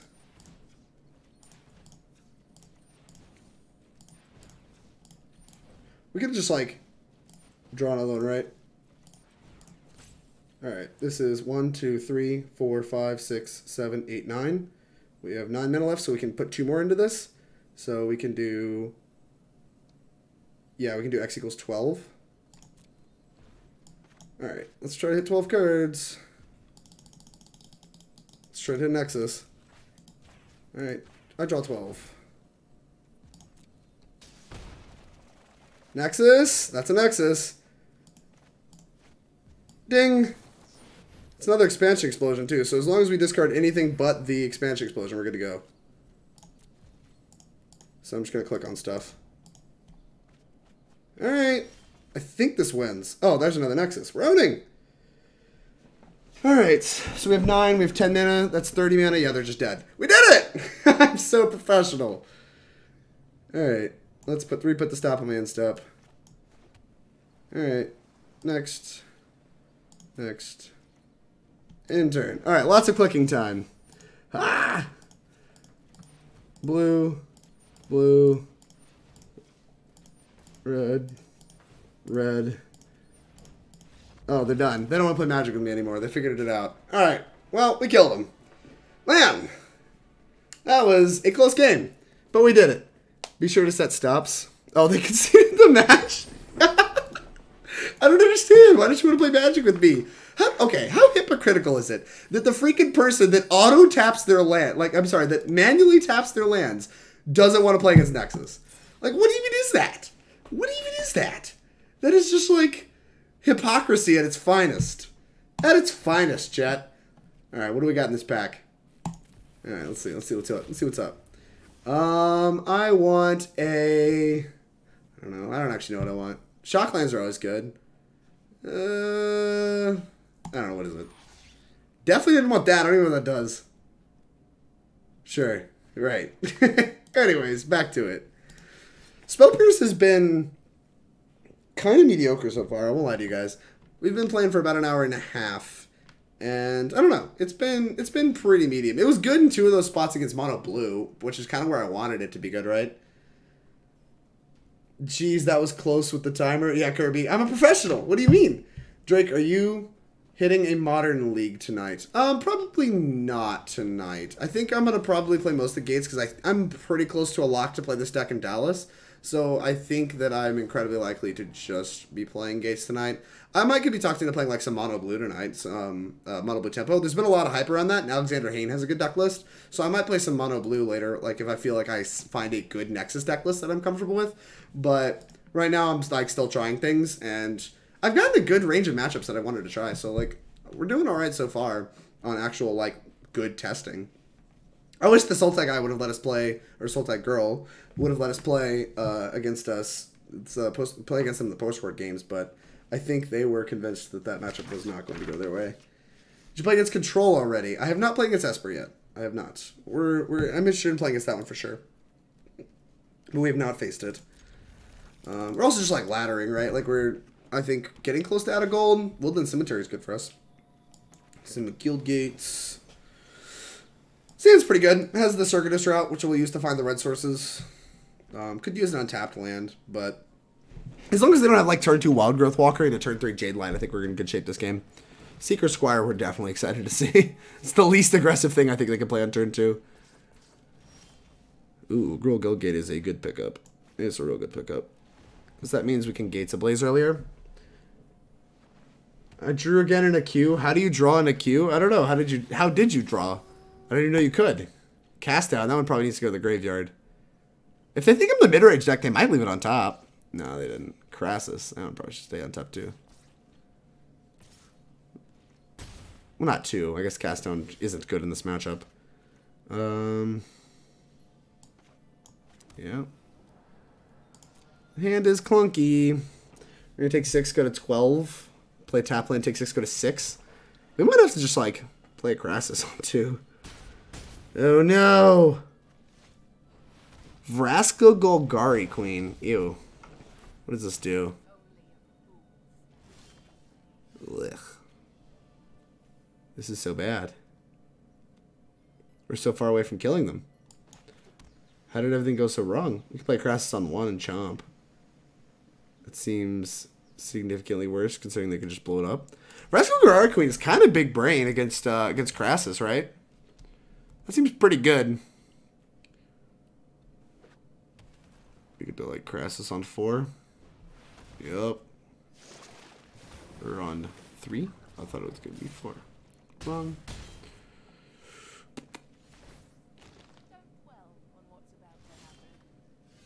You're on time, buddy. So we can go to 7. They blow it up. Pretty bad shape. Don't know what our outs are. Because Krasis for 3 doesn't do it. We might just be like deterministically dead. I think we are. I think we're dead. No matter what, I think we're dead. Boop, we're dead. I was so excited to see Seeker Squire, and then our hand did not pan out at all. We drew reasonable cards, just didn't pan out. Vraska Golgari Queen, very good magic card. Alright, Sultai. Sultai. This card's bad. If they leave it in removal, we're going to want to, like if we see removal in their deck game 2, then we're going to want to board probably out of the Ram only plan game 3. But I'm pretty excited to be in the Ram plan here. This might be too many cards.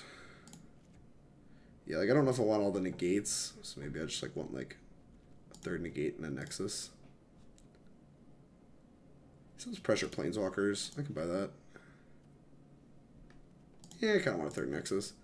Nexus is pretty good with Ram. I wonder if Spell Pierce is good. I think Spell Pierce is actually pretty good because they have duresses. So they have like early duresses like on turn 2 or whatever. Can be pretty good to hit. Also just hitting planeswalkers is powerful. I like it a little more than Negate. This like 3rd Nexus is bothering me a lot for some reason though. I don't know what I want it to be. I think it times out for whatever reason and the timeout message is a draw. Lol. What the hell?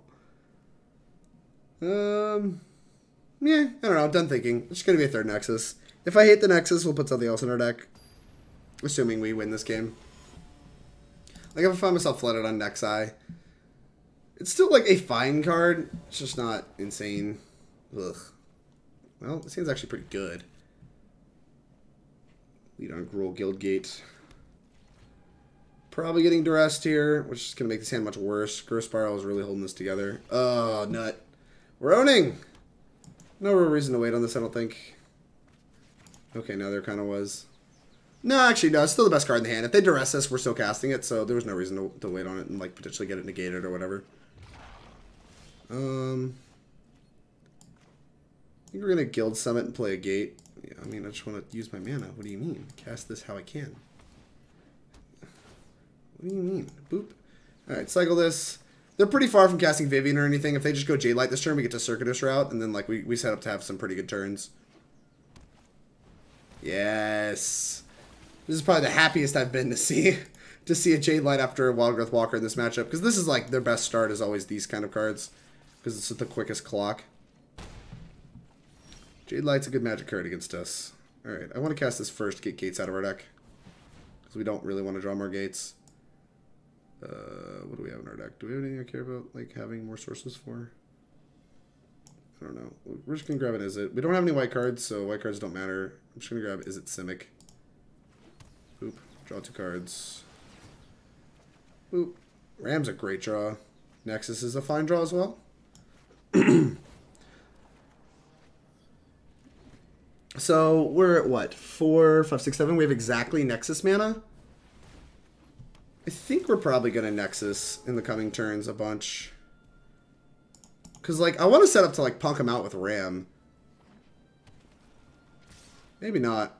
Maybe we're not going to. I'm trying to think if I want a Nexus here. Like, are we just dead if it gets Spell Pierced? 2, 7, 9. It's 9. I think we're just going to draw. Guild Summit, huh? Now I think I want to cast Krasis and see if that sticks around, right? We have exactly 7 mana, so I can play an untapped land and play Krasis for 6. That's pretty attractive.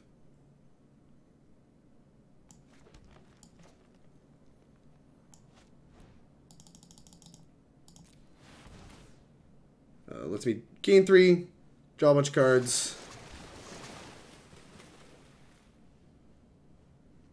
Boop. See if they're going to, like, Disdainful Stroke or negate this. Also gives me shots at counter spells to protect my Nexus of Fate next turn.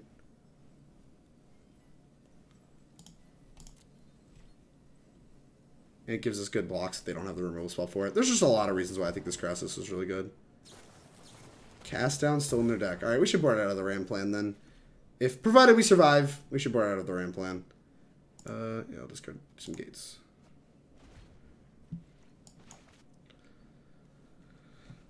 Are you playing 2, 3, or 4 explosions? Stream Decker says 4, but that can't be right. I am playing 4. I do have 4 in my deck. I don't know if you saw them when sideboarding, but I think 4 is correct. I kind of went over that at the beginning of the video in Control 1. If you want to check out that video as soon as it goes live tonight, it'll be up tomorrow. Just you can check out the beginning of it. But basically, it kind of boils down to, I think Chemist's Insights were there to make our Wilderness Reclamations better while still being good post-board. But a lot of times I boarded them out anyway, and so I'd rather just have more combo pieces in the main deck than cards to find the combo pieces. So I ended up cutting the Chemist's Insight for the 4th Reclamation and the 4th Explosion. That is kind of obnoxious. But it does let me Nexus next turn.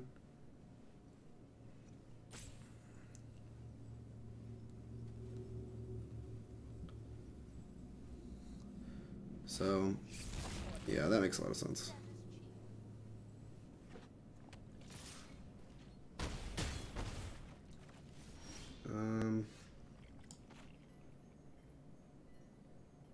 Three mana short.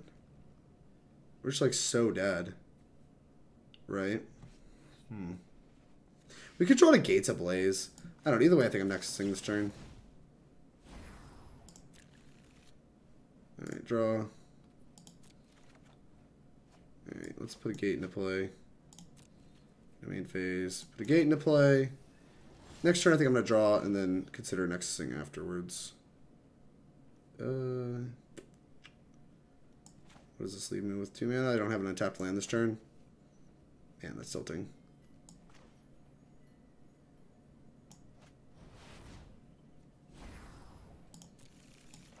Alright.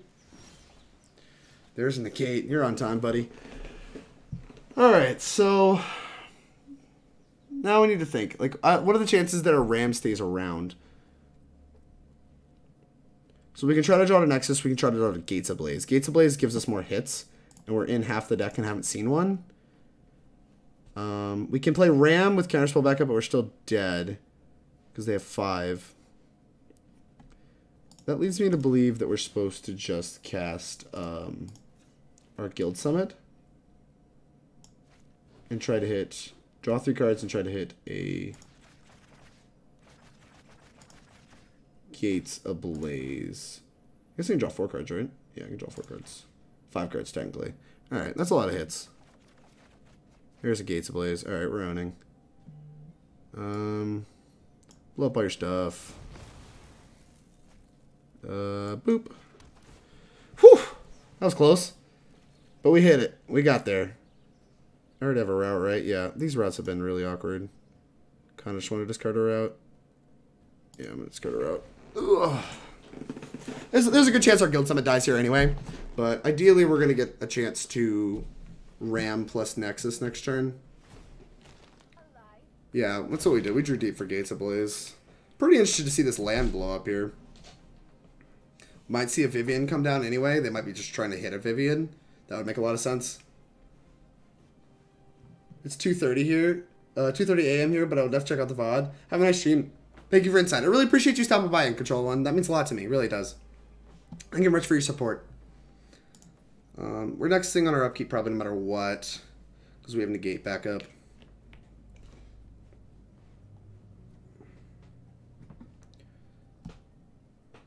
Right, 4, 5, 6, 9, 10, 11. We have 11 mana, so we get 4 mana after Nexus of Fate.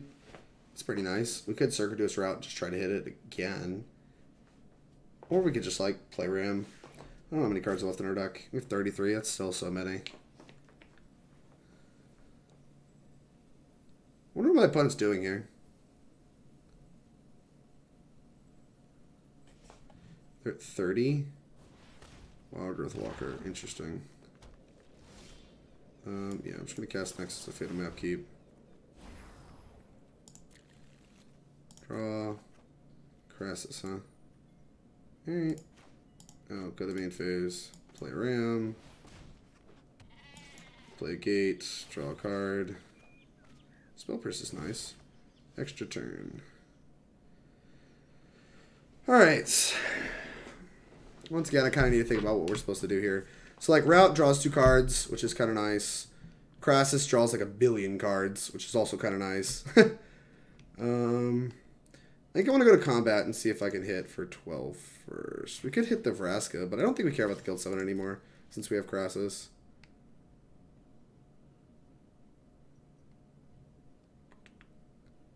Like, we have double negates. The thing is, like, I think we've probably won this game. I just need to make sure we don't get punked out. I don't think the Queen matters because we have backup Ram and we have Krasis. Your glasses are gas. Thanks, Tiff. How's it going, girl? Did you have a good day? How's your job going? I haven't talked to you forever. You started that new job, and you've been doing it for probably like a month or 2 now. You should be getting pretty comfortable with it. How you doing?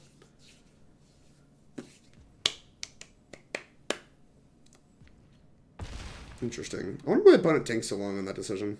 1, 2, 5, 6, 7, 8, 12. We have 12 mana.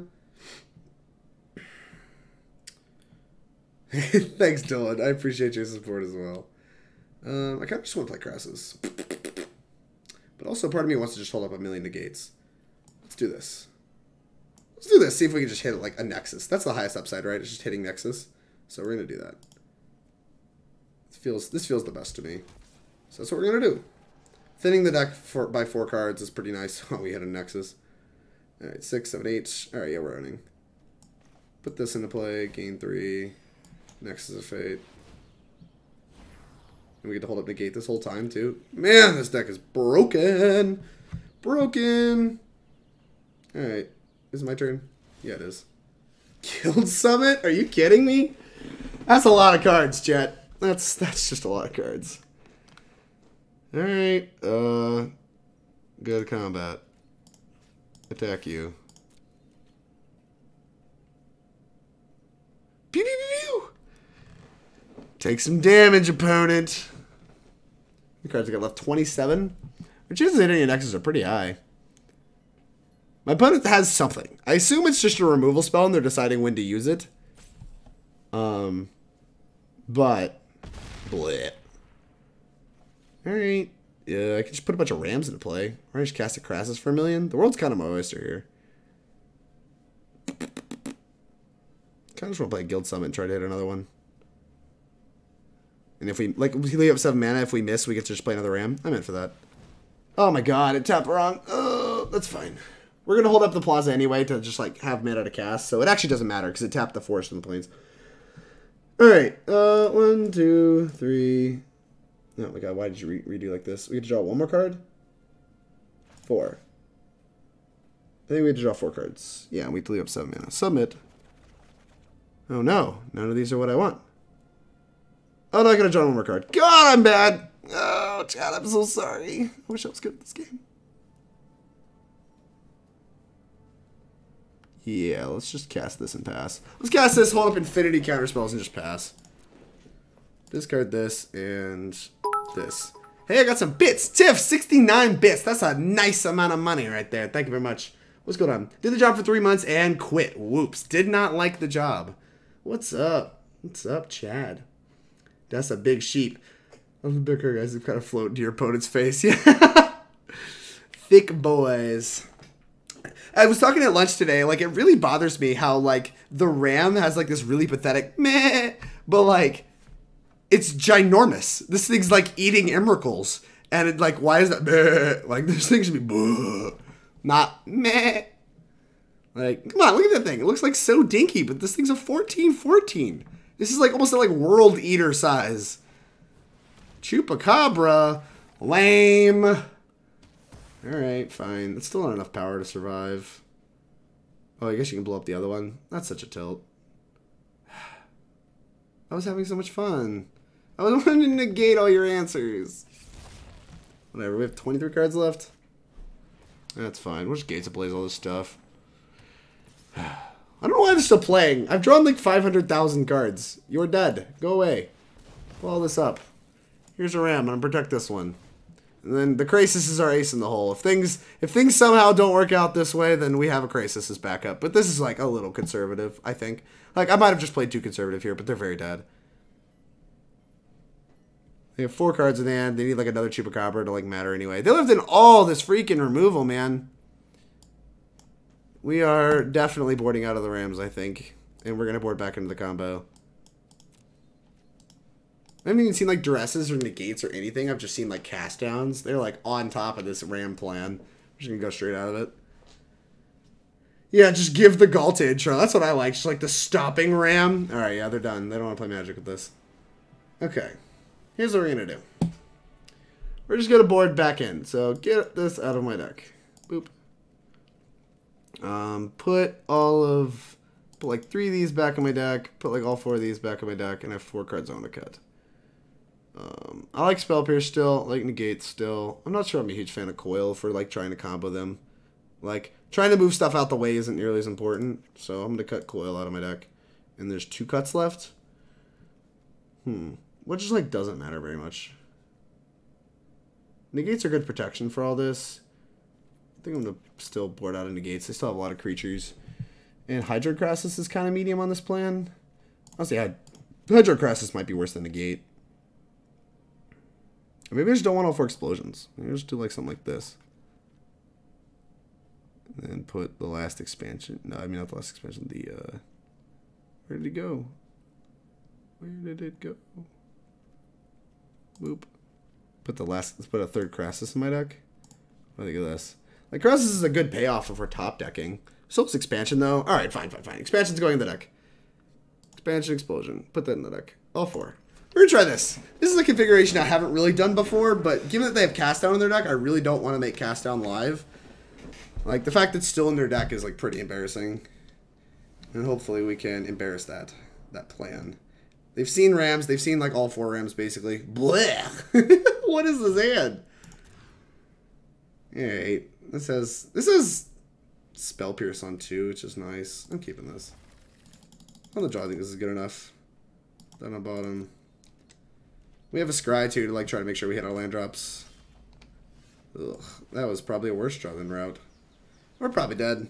I feel dead. I'm declaring it now, we're dead. There's a Wild Growth Walker. Oh no, we're dead. Alright. I don't want to mulligan to 5 against the deck that probably has Duress in it. But now we're just going to get Jade Light killed. Womp, womp, womp. I think you need Coil on the draw. You're probably right. The thing is, I didn't want to dilute the deck too hard. But you're probably right. Or you just get run over by a Wild Growth. For what it's worth, I'm going to get run over here anyway. Oh god, a Jade Light. Puke. Hopefully they have to graveyard that because they have no lands in hand. Graveyard it. Oh no, they have a land. This is the worst timeline. Yeah. Alright, we're pretty dead. Pretty dead. Try to hit a land drop. We did! I'm owning. Oh, they're just gonna play Jade Light. That was a mistake. They just play Jade Light. I just paid 2 life for no reason. Oh, I guess they could still duress me. They could Jade Light. They could like duress then Jade Light. Maybe it'll pay off, but I find it unlikely that it will. This is 7. I guess it didn't change the clock, right? 7 plus 2. Oh no, it did. It's Xaxes now. Puke.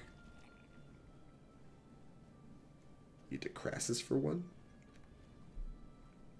Alright, here we're dead. Plan was bad. Actually, their hand was good, but still. Our mulligan was bad. Our hand didn't pan out. I wonder if it was actually correct to leave the Rams in still, though. I don't really know. I haven't really figured that out because their plan to keep all the removal in is so good against our Ram plan. Like that's what happened to me Game 3 of the semifinals of the Classic. Is Game 3 I just ran back the Ram plan against Sultai, and the guy had like Contempts and Cast Downs and Chupacabras, like just like all of the kill spells in his deck. And I was just like, this Ram plan's really embarrassing to face all that. So I feel like the combo plan's pretty good, and it just didn't kind of pan out there. Probably going to try it again if I place against Sultai again. I meant exclamation point dick. Don't let him get away with it. Obviously. Ingrathus, big fan of exclamation point dick. God, 2 landers. What's with all the 2 landers? We're a 26 land deck. Jesus. I almost want to leave this on top. Yeah, put it on bottom. The triple Wilderness Reclamation. That's a new one.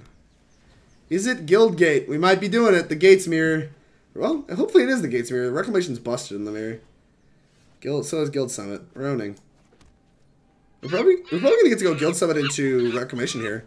Hey, thank you very much for the resubscription. 5 months from Artificial. Thank you very much. I appreciate it. Make sure you get a sub list to me. I'll be doing a bunch of sub lists in the next 2 weeks. I'll probably stream more than once a week in the next 2 coming weeks. That way I can work through all the sub lists. I have let them back up a lot to test for tournaments, and so it's time to get ahead. Oh no, they had Gross Spiral into Guild Summit. This is so bad. Well, we're not just dead. Because we have the Reclamation. If they have the Reclamation, we're probably just done. Why are you like this? I don't get why you're asking me. I would like you to spend all 3 of my mana to cast the 3 mana card. That is what I want from you.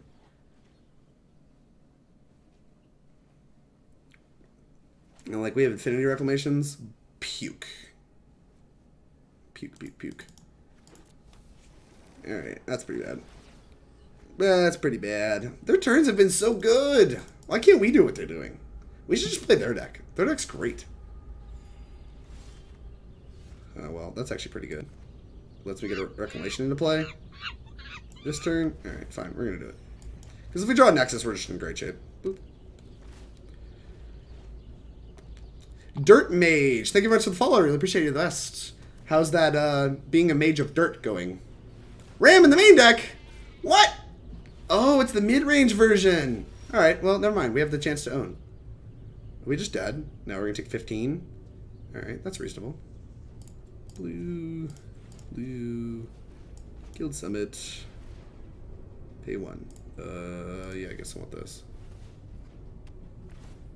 Draw a card. Submit. Alright, we have a chance. We have a chance at winning here, I think. Ooh. Oh, they put a stop man step. Stop man step. Hopefully it picks this up. Please pick up this. No! Why are you like this? The server lags so bad. Alright. Yeah, hit me for $1 billion. Well, we got a lot of looks, chat. We get a lot of looks to kill them. We're not just dead, but this is not feeling good. How many more creatures you got? None. Don't counter me. Think someone's got to do it. That's pretty good. Draw a bunch of cards. That's an expansion explosion. That's a Plaza of Harmony. That's a Guildgate. Alright, they're at 29. That's a lot. But we have multiple Wilderness Reclamations. And so what we're gonna do is we're gonna play Guildgate and draw a bunch of cards. Alright, actually first we're gonna set this stop because I'm tired of that not working. Looking for a Nexus. A Nexus. Not more lands. Wilderness Reclamation.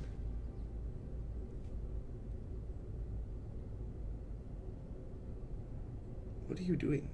I'm just like getting blasted for $1 million? What are you doing?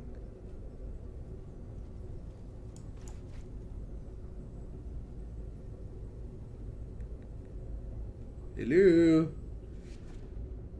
Explosion me for 5, okay? I don't know why that needed to happen now.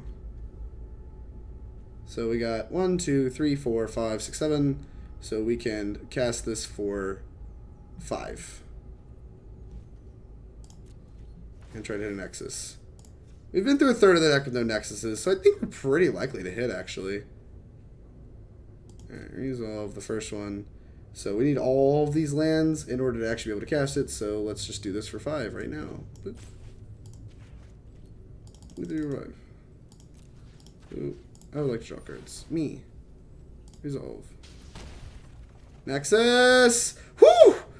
We hit. Alright, we're owning. Alright, pass to me. Discard unnecessary stuff. Oh no, so many cards to discard. Route. Well, that's pretty important, I think. Let's just draw 4 cards. That seems okay. Seems like a good way to start the turn off. I think we might just win this one. I feel pretty deterministically likely to win this one. Let's put a stop my end step. Nexus! Nexus! We're owning. We're doing more owning. Alright, we can like blow all their stuff up. I don't think that really matters. Okay, we can play another... We can play another Wilderness Reclamation. I don't know if that actually kills them. 1, 2, 3, 4, 5, 6, 7, 8, 9. I don't know. I don't really want to think about it. What is this? 10? 20? Yeah, I guess they are just dead. Specifically, 2, 3, 4, 5, 6, 7, 10. Alright, they're actually exactly dead, right? Oh, no, we have this too. Boop. Alright, resolve the first one. Red. Red. Hopefully there'll be a bro, because they also play this deck and concede. Ah! This might just be a mistake. I'm trying to do this.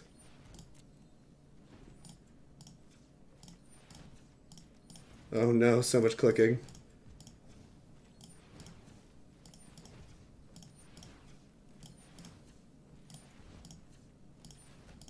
So we have 10 mana.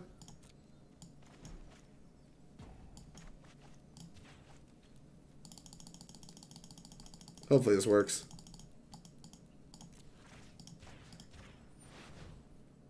Die! Got him! Look at all those cards. Look at all those cards you have. We're not a bro, did not concede, but we did win. We're owning. Please look at Twitter.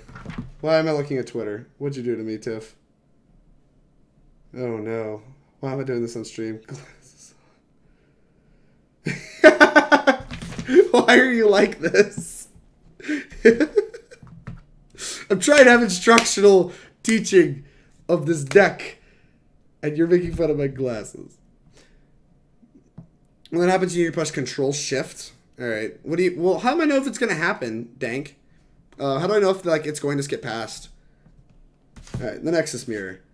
I want all these out of the deck. Actually, well, this is hold on. This is the Nexus Mirror. They're playing the fair deck. I have no idea how to board against this deck. I'm inclined to believe that Gates Ablaze is kind of bad. I don't even know what they have in their sideboard. I feel like I just want the Gates. I want the Gates. Kind of want Gates Ablaze out of my deck. Kind of want Rams in my deck. Block their Rams. Maybe shave a bit on the counter. Actually, Krasis seems horrific. Here's got all the Krasis. What if we did this? What if we put Rams in our deck, cut all the Krasis, and just like load it up on counter magic? Seems kind of fine. It's so cute! It's definitely something. If you wait to set your stop until after stuff is resolving, you haven't set it, it just skips to your end step. Blech. Sick program. I don't know. I'm going to try this sideboarding plan, like where I just like board in all of the counter magic and the Rams and then run it. Because like, I guess we want our Rams to be bigger than their Rams, and I really don't want to try to catch their Rams with Gates Ablaze. So, we're just going to try this. Try to get Ram bigger than Gates Colossus too. Because like, they have to interact with me or I'm just faster, as we kind of saw there. So like, I think we're intrinsically favored, so just boarding in the Rams to have a backup plan, like it kind of is a speed bump. And then just like going with the normal Nexus plan seems very good.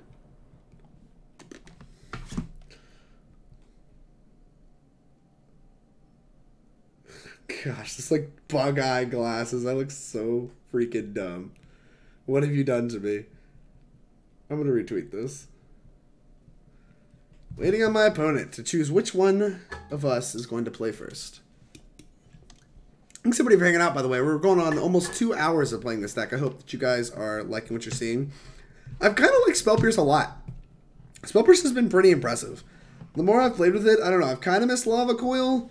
Like there's spots where we've been more desperate for Gates Ablaze, but I'm not sure that that means that I want more Gates Ablaze, more removal in my main deck, because the Spell Pierce has also been pretty good at answering like, or just like protecting against main deck counter spells. We also haven't gotten to play against Esper yet. And that's a little tilting. That's kind of why I'm still like just kind of grinding to try to hit Esper. Because I think that's a matchup where I think Spell Pierce is going to be a big difference compared to other matchups. And I also think that it's one of our harder matchups. So it's one I definitely want to test. What is my opponent doing? They just went to use the bathroom? Do they not like rope them to figure out which one will play first? Why is this being allowed to happen to me? Oh, yeah, they are getting roped. Lol. Opponent roping to see who will go first. Roping a fellow Gates player. That's just cold. It's just real cold. Boop, boop, boop, boop, boop. I can't even click Scorpions while I'm in this state. This is the worst timeline. The actual worst timeline. Alright. Okay.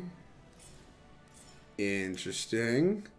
I was actually very interested in trying my sideboard strategy against that.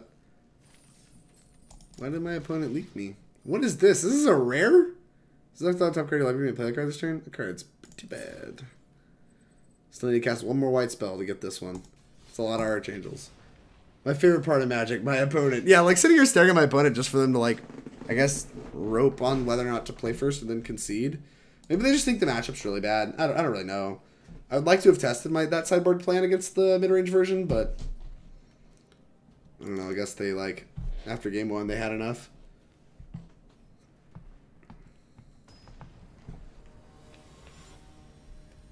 Elville. Let's go, Elville.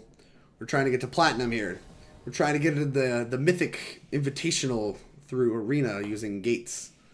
2 landers. It's a no-go. Even though we have good mana, like we just have no plays till 3, but we really want to hit 2 lands, and we're on the play. And this like card is doubled up. Gotta go. 3 lands, much more attractive. Gates Ablaze actually castable. Nexus of Fate still kind of dead, and Hydroid Krasis is uncastable, but we have a lot of looks to actually hit that last land, which we just did. We're owning. So we need to go Izzet Guildgate, Gruul Guildgate, Plaza into Gates Ablaze. So if they're playing an aggressive deck, I feel like we're in a pretty good spot. If they are on like a Nexus mirror, we're not in great shape. Llanowar Elves decks are pretty nice. We want to Gates Ablaze the crap out of those. Kind of not interested in getting Wildgrowth Walker here, because if they have Wildgrowth Walker, that means... Oh, they don't. Yay. I think we're actually just going to slam the Gates Ablaze next turn. I think it sets them off enough, especially if they top this. If they top this, the Gates Ablaze looks really nice, but I don't think they will. It's too early in the game. Alright, let's pay through gain 3 life, and let's just blow all this stuff up. I like keeping them off their mana and getting a little more value out of it. Like that didn't draw a card, and we just like answered all the pressure from the early game, and so we're set up pretty well to get this Guild Summit to actually start drawing cards and stuff. Also came down before the Midnight Reaper. I totally intended it because I'm professional. You need to figure out how to cast this again. Alright, listen, Arena. It's not that hard. You just put 3 mana into it. Why do they ask? They always ask when I have exactly 3 mana, but not when I have more than 3 mana, and then end up tapping wrong when I have more than 3 mana. It's like, I just don't understand how they messed this up. How is the auto-tapping on this card so bad? Red Baron MTG. That this stream is a necessity. It is a necessity, Red Baron. It's going great. How are you? We're playing some Gates Nexus. Ooh. 4, 5, 6, 7. So there's no real reason to play this right now. Into a upcoming Vivian, most likely. I guess it's pretty free to play now. I don't think I really want to, though. Alright. Like, if they play Vivian, they're just going to blow up our Reclamation, not our Guild Summit, right? Is that worth putting Reclamation into play, then? I think I might put this Reclamation into play. Gosh, this is tough. No, I actually don't think I will. I'm gonna see if they have Vivian, then we're going to draw a bunch of cards if they do. What's up? This stream is almost as hot as the person streaming it. You're too kind. They don't have Vivian? We're owning! We're owning! Not having Vivian is complete gasoline for us. It is easily the best card on their side. That card is way too late, homie. Alright, put this in. There's nothing more I care about. Hopefully we draw another one. We did not. We drew routes. We drew another Guildgate. I'm owning. So we can Reclamation plus... Yeah, we can Reclamation plus Nexus this turn. That's pretty good. That's pretty good. Put a stop. Play Reclamation. Next. In turn. I guess I'll flip this just in case. I don't think it matters. Resolve. Ah. Yeah, I did not. We had exactly 7 mana. Because we're owning! Alright, go to me. My turn again? I'm owning. I think I just want to draw as many cards as possible and try to hit an Expansion Explosion or more Nexi. So we're just gonna do all this numbers here. Put this stuff in my end step. Another Nexus! I mean, gosh. If you insist. This is going pretty well. Alright, let's go to end step. We're going to optimize drawing Nexus of Fate here because obviously we really want to. Draw more Nexus of Fates. Alright. So we're going to wait to cast Growth Spiral and all that nonsense until after we Nexus. Hey, Zypher27, thank you much for the follow. I appreciate it. You're the best. Whoop, whoop, whoop. Another day in the Winter Wonderland. Winter Wonderland. I'm not a fan of the cold. The cold sucks. Alright, cast this Nexus. Alright, let's play this. We drew another Growth Spiral. I'm owning. We get to cast both of these. If we draw a Nexus, we're not going to cast the second Growth Spiral. We did not draw another Nexus. We drew a Krasis. The Krasis is getting pretty close to being like a lock to get us a Nexus too. Oh my god. Alright. My turn. My turn again? Guild Summit. 4, so 6, 7, 8, 9, 10, 11, 12. It's 24. Are they just Xaxes dead? 6, 7, 8, 9, 10, 11, 12. Yeah, they are very dead. Alright. Draw me another card. Hey, Nexus. We could wait, or we could just kill them now. Let's kill them now. No sense playing with the food. In paper, I'd probably like wait to like make sure I did my math right, but I don't want to keep you guys waiting. Now begins the long grind of tapping. They really need like an auto tapper here on like for just like a group of lands on Arena. It's interesting that they have it on Moto. The random things that you miss on Moto that they don't have here in paper is pretty rough. All right, 9. All right, let this resolve. Hopefully I can do this for 20. I'm just like not gonna count. Yeah, please work.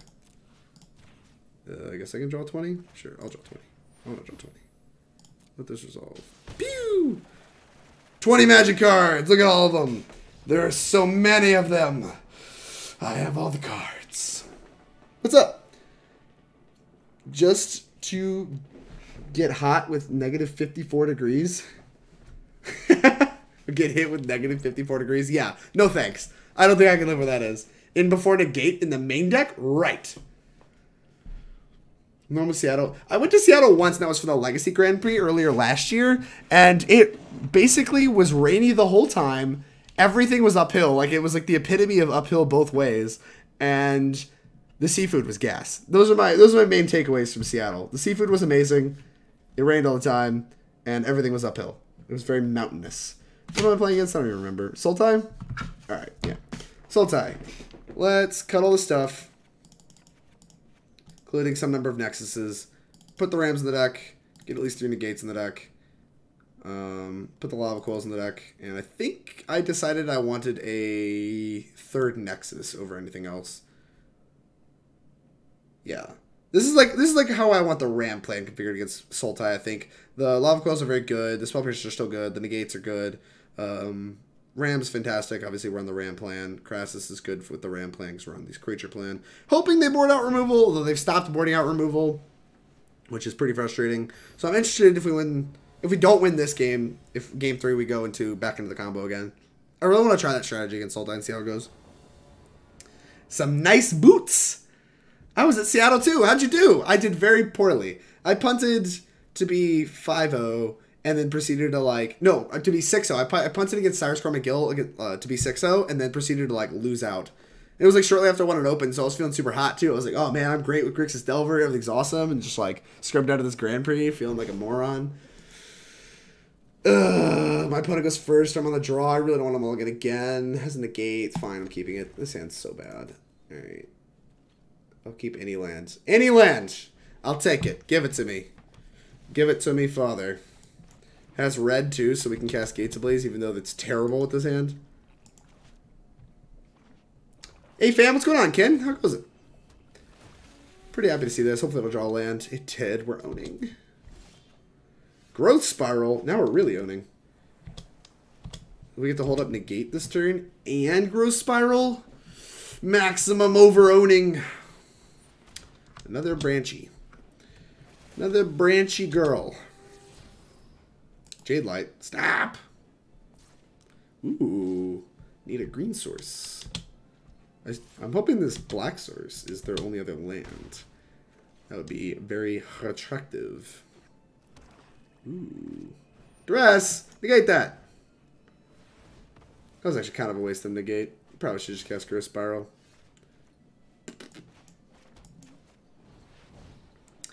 Because now my turns just are kind of playing out weird.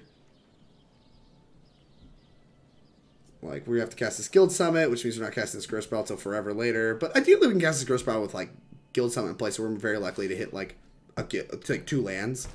So this might just be the best way that we don't miss land drops. This game actually might play out pretty well. What does that do? Does it do anything? Alright. Oh, that's spicy. You can do that? You can just recast it for value. Well, we're just taking 4? Alright, well, I have time. I'm here for it. We're going to play one more before casting our Growth Spiral. Growth Spiral will catch us back up. This is our first missed land drop. And Growth Spiral will catch us back up on land drops. And, they actually don't really have a lot of pressure. We're dead in 3. Provided they don't have another 2-drop. Alright. If they have a J-Light here, we might be dead in 2. No! No, I think we're dead in 2. Take 4, go to 9. Duress. Puke. Puke. 9. I have 6. 8, 9. Why is this happening to me? I take 6, go to 3. Gosh.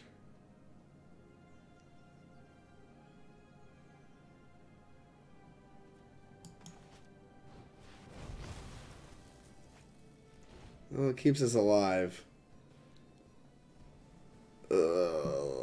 This is why you don't keep 2-landers, chat. Hope everyone's taking notes. Kept a 2-lander, drew 1 land, needed to hit another one to, like, go off. Did not.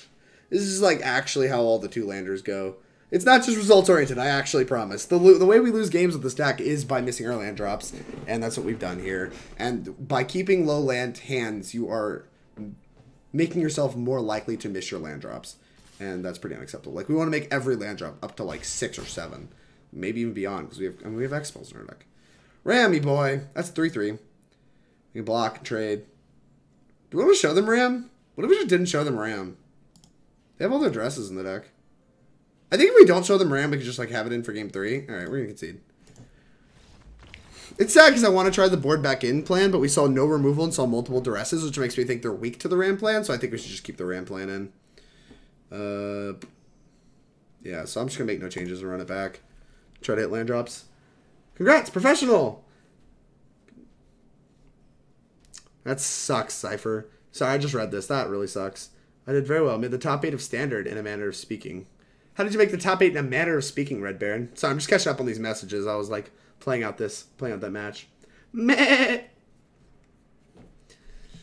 Made the top 8 of standard in a manner of speaking. Cypher, honestly, if I lost all my collection, I don't think I would actually rebuild it. I would just quit Magic. Like, I don't think I have it in me to rebuild my collection after losing it all. Ugh.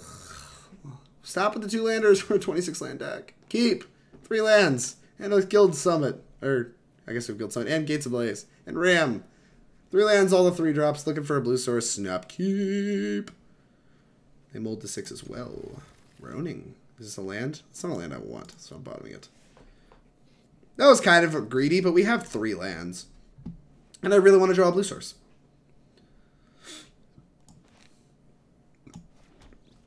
Alright, we're going to play this one first.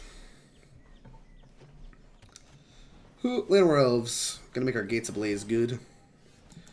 Boros Guildgate. Hopefully they play Jade Light and hit exactly 1 land. 1 land, hit 1 land, because I'm very happy to Gates Ablaze. No! Just probably going to leave that on top. Ooh, Roning. Alright, leave that one on top. Very interesting.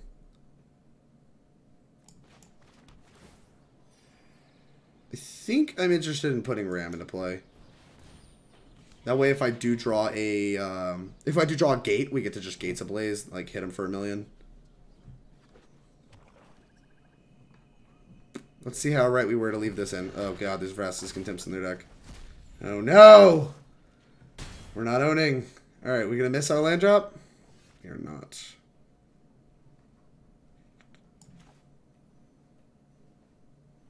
We still don't have blue sources to cast any of our blue cards, though.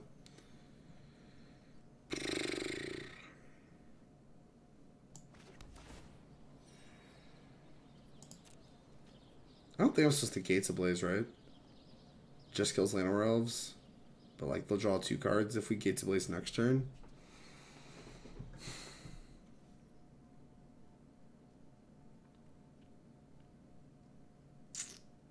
Draw a blue gate, we get the Krasis on 2.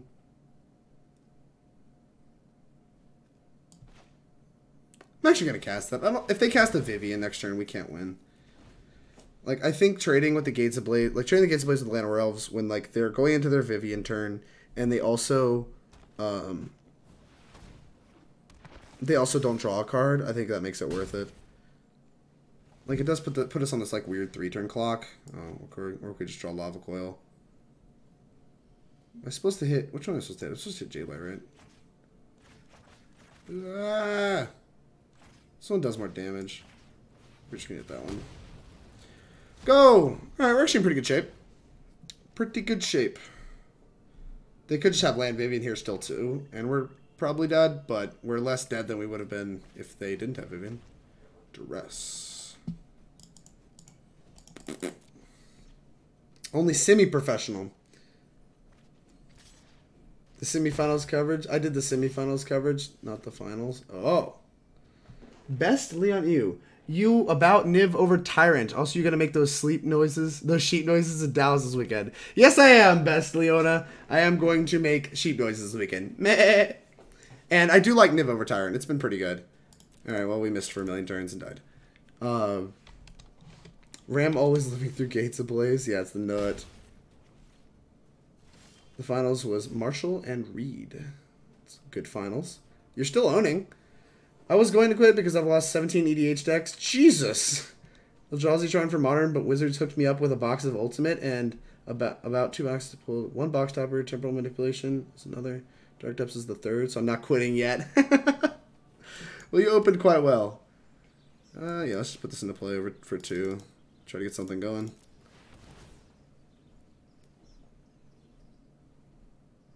It like blocks. It just does this Krasis does a lot of what we're trying to do here. Like it gets us a little bit of life to give us another turn on the Midnight Reaper. Also pulls out more removal spells. Also like makes them answer it. It just like does a lot of what we're trying to do there. The Krasis for 2 gets us deeper into our deck. They're drawing lands. So are we. Let's cast this.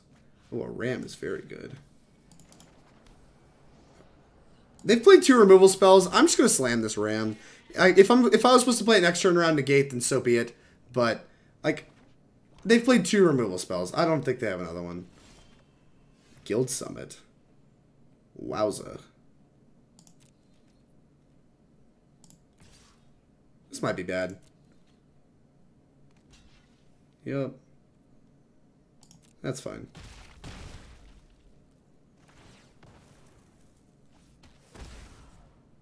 Alright. So the question is, how much am I like drawing with this Guild Summit? The answer is at least 2, but I kind of want to draw 4. I'm actually just going to draw 2 though. Oh wow. Yep. Go! I think this Ram's going to be really important for us winning the game. We also drew a route, which is pretty good. It'll draw 2 cards next turn. They just drew blue. If they have a Krasis, it's for 6, so we can still attack through it. They do not have a Krasis. Yeah, let's just cast this Circuitous Route. Start drawing some cards, make our Ram bigger. Is it Simic? What'd you say? I defer to people like ViralDrake to be flawless in their play. Right. I'm better at commentary than playing. I'm actually not, I don't know. I don't know if I'd be good at commentary or not. Commentary seems very, very challenging. Alright. Boop. Next. Attack you. Boop. Guild Summit is broken. We are going to win this game because Guild Summit is broken. Okay, doesn't look like they have cast downs in their deck. Duress. No. What if you didn't do that? Fine negating a Duress here. I actually care a lot about this route if they like have something. Negate. They can just take my negate. Alright. Negate your negate. Look at all these negates. So many negates. Alright. What do you have? A removal spell? No removal spell? Done. Does not want to play Magic with me anymore. Fair. Working our way up. Working our way up golds. So the Ram plan was obviously still good. We didn't see any cast downs. We didn't see any like trophies. Like they didn't have like all of the removal in their deck, and I think that was pretty evident. And so the Ram plan definitely got there. I would, like I said, still want to try the people that do leave in like cast downs and stuff like that. I want to try boarding back into the combo, but it doesn't actually even seem that great. In case you draw a gate. Probably should have summoned pre-con in case it drew gates. That's probably true. The thing is Artificial didn't change the clock. And I had both negates at the time, right? No, maybe I didn't. You're probably right. I like it. It's a different skill set, but I learned basically everything by starting locally and studying others. Yeah, I think there's a lot to learn, especially as somebody that plays on the SCG Tour. I think there's a lot to learn by all the different coverage groups, like the coverage pairs that they have now. Because each of them has a different dynamic. I don't get to watch a ton of them, but I do go back and watch like some number of the matches. Ugh, this is on the draw. This hand is so good. If we hit just like, if we draw nothing but lands for the rest of this game, this hand is broken. But I'm about to violate my own rule again, chat. I'm about to violate my own rule of not keeping 2 landers. While I think about it, yeah, like there's a lot of like good, like learning opportunities for coverage right now because of the SCG Tour and what they're doing with coverage.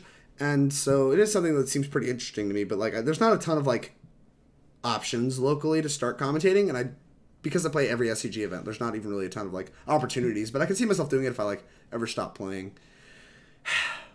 Killed Summon is so broken. We need to hit 2 lands. Yeah, the SCG. Have no fear, I'm here. Welcome, confidential to you. I do find it funny that people complain about Turbo Frog aesthetic. That 75% of them have never been thought seized on turn 1. That's big facts, Cypher. That's big facts. I actually very much agree with that. Or like had been wastelanded, or like, you know, had their thing counterspelled. Like it's just like, come on. I think I'm just blowing this hand. I've thought about it for too long. Ugh, this hand is like kind of worse, but I'm gonna keep it. That's gotta go. Now we know there's one on bottom, but we have a route to shuffle. BBQ Pounder. Big fan of our opponent. Our opponent seems to have good taste in life. Alright. Yeah, I had to build mine up from scratch locally. If you ever want to do it locally, hit me up and I'll get you set up. Where are you located, Red Baron? I think we're gonna die to this. We have a Gates Ablaze, but like we don't have red mana. And I just feel very dead. Although Naya is very interesting. This BBQ Pounder is playing a spicy one. If you're wasting traveling as much as always, the Legacy IQs, hint hint. Yeah, the Legacy IQs are good. And like that's, but like the thing is, the Legacy IQs that we have locally, I don't know, I just always end up playing in them because they end up kind of small. But maybe that is a good opportunity to start. Like if I just like really wanted to get into commentating. There's a train! There's a lot of tokens. This Gates Ablaze seems like it'd be a powerful magic card if we could cast it. Tilt. Well. Right. At least if they play another flower, we can copy it and go grab a forest. You ever feel dead, chat? I feel pretty dead. Alright, we gotta spike the red. We gotta spike a red, like, now. That ain't it, Chief. Wait, no, we're still fine. Because this is gonna give us enough life to survive, and then we're gonna get to route, and then we're Gucci. Everything's fine, chat. Everything's great. We're great. Everything's awesome. We're fantastic at Magic the Gathering. Just give me 2 red sources. I just want red sources. Give me red sources. Alright, go! That's a lot of bullshit. We are so dead. Ah! Gates Ablaze! Alright, this is fine. What's it the kids say? Pictures taken moments before disaster? I think this qualifies. Pictures taken moment before disaster. Let's see. 1, 2, 3, 4, 5, 6, 7, 8. 8 creatures. I'll take it. Resolve. Boom! Blow them all up. Go. Gates Ablaze! What a reasonable magic card. Alright, where are we? I'll admit it's annoying, TBH, but there will always be an annoying meta deck. Well, people are always going to find some strategy annoying. Like, not everyone's going to like everything. So Ellie's opted me to help her with Sealed when she comes to Madison. It may be for the GP. Ooh. From the Seattle area? That's right, you just told me you were from Seattle, Red Baron. I'm sorry, I'm really bad. I ran a stream north in there. Help with CK for events. I did that to catch the Eye of Wizards for coverage. Nice. Very nice. Or do a podcast. That's how Jerry T got into it. The same as Emma. Yeah, I should probably do a podcast. I've thought about it, but most people don't want a podcast with me. Or there's like it's kind of like streaming. There's like a lot of podcasts out there as well right now. All right, what am I doing? I'm just casting this for 5. Get this in play. Kind of get something going. Looking for a Wilderness Reclamation here. Or a Guild Summit. I'll definitely take a Guild Summit. Definitely take that one. It's a good one. F in the chat, says Biller of Salt. I think we're going to win this game, chat. Our opponent seems to be playing a strategy that is weak to the card Gates Ablaze. Conclave Tribunal, my Hydroid Krasis. Deal. going to 9. My life is getting kind of low here. Blue. What am I doing? I just want to, like... I'm not going to die, right? I'm not in danger of dying. What if they have heroic reinforcements? This is probably a heroic reinforcement deck, right? Can we play around that? We take 4 off the bat. We can play around that by killing their thing. We can just Gates Ablaze them to play around it. It's probably pretty free to do so. Alright, so we'll just draw 1 card then. I think I'm going to Gates Ablaze this to play around heroic reinforcements. Because I think that's how we lose the game from here. Like, we have so much going on already with all of this. Like, we have a Circuitous Route if we get to untap. We have multiple Nexus of Fates. Like, we just have a lot going on. I think that we can afford to play around heroic reinforcements. Growth Spiral. Let's lead off with this and see if we can hit a... Let's see if we can hit a Wilderness Reclamation. If we cannot, we're going to Gates Ablaze again. Krasis is good. I'm going to use this again to try to hit a Wilderness Reclamation. We missed. So I'm going to cast a Gates Ablaze again. They're low on resources, and once again, I don't want to get punked out by heroic reinforcements. I don't think it would actually kill me, but if they play creature plus heroic reinforcements, we would die. They have enough mana where that's pretty viable. Flower does not matter. Alright, let's stop my upkeep. 1, 2, 3, 4, 5, 6, 7. Yeah, let's just stop my upkeep. We're going to Nexus. We don't mind drawing another Nexus here because we're actually getting an advantage. Draw. Wilderness Reclamation. That seems like a good one. We should put a stop my end step before casting that. Alright. Wilderness Reclamation. How much mana is this? 5, 6, 7, 8, 9, 10, 11, 12. Alright, yeah, they don't want to play Magic on me anymore. That makes sense. Makes sense. Alright, they're playing some kind of go-wide creature strategy, so Gates Ablaze is obviously fantastic. Lava Coil seems good. Archway Angel seems good. Gatebreaker Ram seems very good. And honestly, Niv-Mizzet might be good too. I'm kind of going to board here, like boarding against mono white, because I think it's probably a pretty similar strategy. So we're going to board out all this nonsense. Board out all this nonsense. Board out some number of Nexi. Probably 1, right? And then maybe run this. Angels, Coils, Ram. Spellpierce is kind of bad, right? Maybe put Niv-Mizzet in my deck. They have Conclave Tribunals in their deck, which they're probably staying in their deck, so maybe Niv-Mizzet's just nonsense. They actually do want Spellpierce, because Conclave Tribunal does answer all this stuff. Also answers, like, History Benalia. Yeah, we're going to leave the Spellpierces in. I think it could be good against this deck. I still think they're a Heroic Reinforcements deck. Even though I haven't seen one, I'm pretty convinced that they're a Heroic Reinforcements deck. They are fun if you find the unoccupied vacuuming content. Yeah, that's a lot about what content creation's about. Like, streaming is kind of about that too. Writing articles about that. Like, the idea is to try to hit a niche that nobody else is hitting. Yes, Kidman, the Niv-Mizzets are a new change. They're over the Carnage Tyrants. I discussed all the changes at the beginning of the video. If you are interested in it, the video will be up on YouTube. This video is about 2.5-ish hours long. I think I might wrap it up pretty soon with this version of the deck. We didn't get to play against Esper yet, which is like kind of why I've kept going. But I do want to potentially try some other decks or just try a different iteration of this deck, like maybe try some different numbers and stuff like that. And that way I can like make this video look more like, more chewable, more digestible, whatever the word I'm looking for is. I want to make it easier on viewers to like watch the videos. So if they see me post a video, they're not just like, what is this 4-hour video? It'll be broken up a little more like sensibly. The third Izzet Guildgate was probably not ideal, but there are worse things. We kept this hand off the back of Gates Ablaze, hoping to draw a green source for Circuitous Route. Looks like Gates Ablaze is going to be a powerful magic card once again, to the surprise of probably no one in my chat right now. That's okay. Amara, pretty excited to Gates Ablaze all of this. Gatebreaker Ram. Alright. Yeah, because we want to get Guild Summit going next turn, so I think I'm just definitely slamming the Gates Ablaze this turn. And, like, I think they missed a land drop, too, so, like, they're not playing history unless they have land plus history, which it looks like they have neither. Look, it didn't ask me how to cast it that time. This program is real weird. I'll tell you what. I'll tell you what.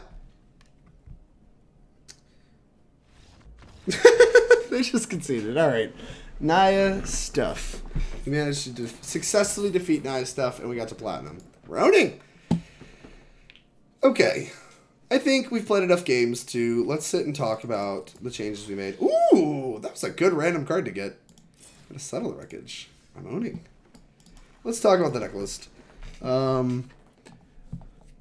Niv-Mizzet. I've been pretty impressed with Niv-Mizzet. Somebody else was in my chat talking about maybe Dezahal, and I think we played Niv-Mizzet. It's just like with Guildso, it just like killed my opponent like on the next turn.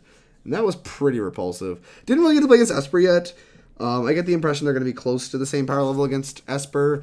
Especially with my plan now against Esper, I want to leave in all my expansion explosions, and I think that'll help like leave enough counter magic in to protect Niv-Mizzet. I think we have enough protections for even the removal spells that are still in their deck, like Mortify. I've liked the 4 Wilderness, the 4 expansions in the main deck. Just like there's a lot of times we're just looking for one or the other, and it's really helped to just have all 4, I think. I wish I could play like 8 Gates Ablaze, though. That card's ridiculous. We need more sweepers in this deck, potentially. There's a chance I want like Settle the Wreckage in our deck. That's something I might be looking at. I'm pretty happy with this deck list. Spell Pierce is like kind of questionable. There's been times where they're fantastic, and there's times where they're dead, but they're always like... It's very much a meta call on whether or not I want the card, and we haven't played against Esper yet, which is the main reason I put it in my deck. So I don't have a great conclusion. I think I'm more likely to play it than not. I'd be happy registering the 75, I think. If I had to register just like if I had to like register a deck tonight, I think I would play this deck. It's still really good. I mean, I don't know how many times we lost. What did we lose, like once on stream? I didn't keep up with my personal record. I was just like kind of trying to talk through all the matches and stuff like that, and didn't actually like go over like each individual match. But I seriously think we lost like one match. We beat Mono Blue, we beat Mono White, we beat Sultai multiple times, we beat mid range, we beat these like that random other deck. We beat a lot of stuff. Got our Niv-Mizzet right on schedule. Deafening Clarion? Yeah, Confidential to you, that's a good suggestion. Deafening Clarion, I think that was in the original list, and I think there's a chance we might want it again. The thing is, I'm not sure how popular creature decks are going to be. Even against Mono Blue, I find it to be kind of lacking. I would prefer Lava Coil against Mono Blue because they have so many, like, well, specifically they have Tempest, and that card just hits for like 1 billion. Did you beat Drakes? We did beat Drakes. I think we played against Drakes, right? I don't know. Either way, I beat Drakes twice in the Classic, so... Right? Yeah, twice. We played Mono Blue twice, Drakes twice. I don't know, I'll have to go back and look at my notes, but the point is the Drakes matchup, I discussed this at the beginning, wasn't as bad as I thought it was going to be. There's a lot of times where they just kind of run out of steam post-board, and Gates Ablaze is just like a huge house when you bring in all the counterspells to back it up. I don't know. I kind of want to... Maybe we'll try something else with these Spell Pierces. Alright, I guess, okay, so here's what we can do. Chat, we can make some changes. We can try some different stuff in the sideboard. We can try like Nezahals over Niv-Mizzet if we want to try that. We can try Clarions over the Spell Pierces. And we can keep playing leagues with this, or keep playing ranked with this, or we can switch to like a different deck. And I'll leave it up to you guys. Either way, I think I'm going to wrap this video up for YouTube. If you guys are watching here on Twitch, I really appreciate your content. And if you came from all of the hosts I got, then thank you very much for sticking around. I really appreciate it. Really appreciate your support. You guys are obviously the reason I do this. And if you like the content, smash that follow button. It'll let you know when I go live. It's the easiest way to support me here on Twitch. It doesn't even cost you anything. If you're watching on YouTube, thank you very much for the support. I really appreciate it. If you like the content, jam that subscribe button. It'll let you know when I post more videos on YouTube. I do stream once a week and usually post 2 videos a week. I think I'm going to try to make sure I do that. I'm going to split this up into 2 videos. I really appreciate your support as well. And another way you can support me is you can check out my sponsors. There's been a rolling thing. It's been pretty hard to miss. There's a rolling advertisement there in the top left that has all of my sponsors and all of Team Nova's sponsors. They are the ones that make this stream happen. So you support their stuff, you buy their stuff, you help me out. But you don't have to buy their stuff. Hipsters of the Coast, they are content creation sites. All you have to do is go click on some of their articles. There are multiple members, I think, of Team Nova that write for Hipsters of the Coast. So you can not only support Team Nova, but you support the stream. The End Games is a shop in Charlottesville that they support our team as well, and they support my stream, and you can buy cards from them. They have a website that you can find in the panels below, or you can find it in the description if you're on YouTube. Then you can buy stuff from them, check out their wares. Even if you don't buy anything, it's just like, click on the website, helps me out a little bit. ManaTraders.com does support the stream as well.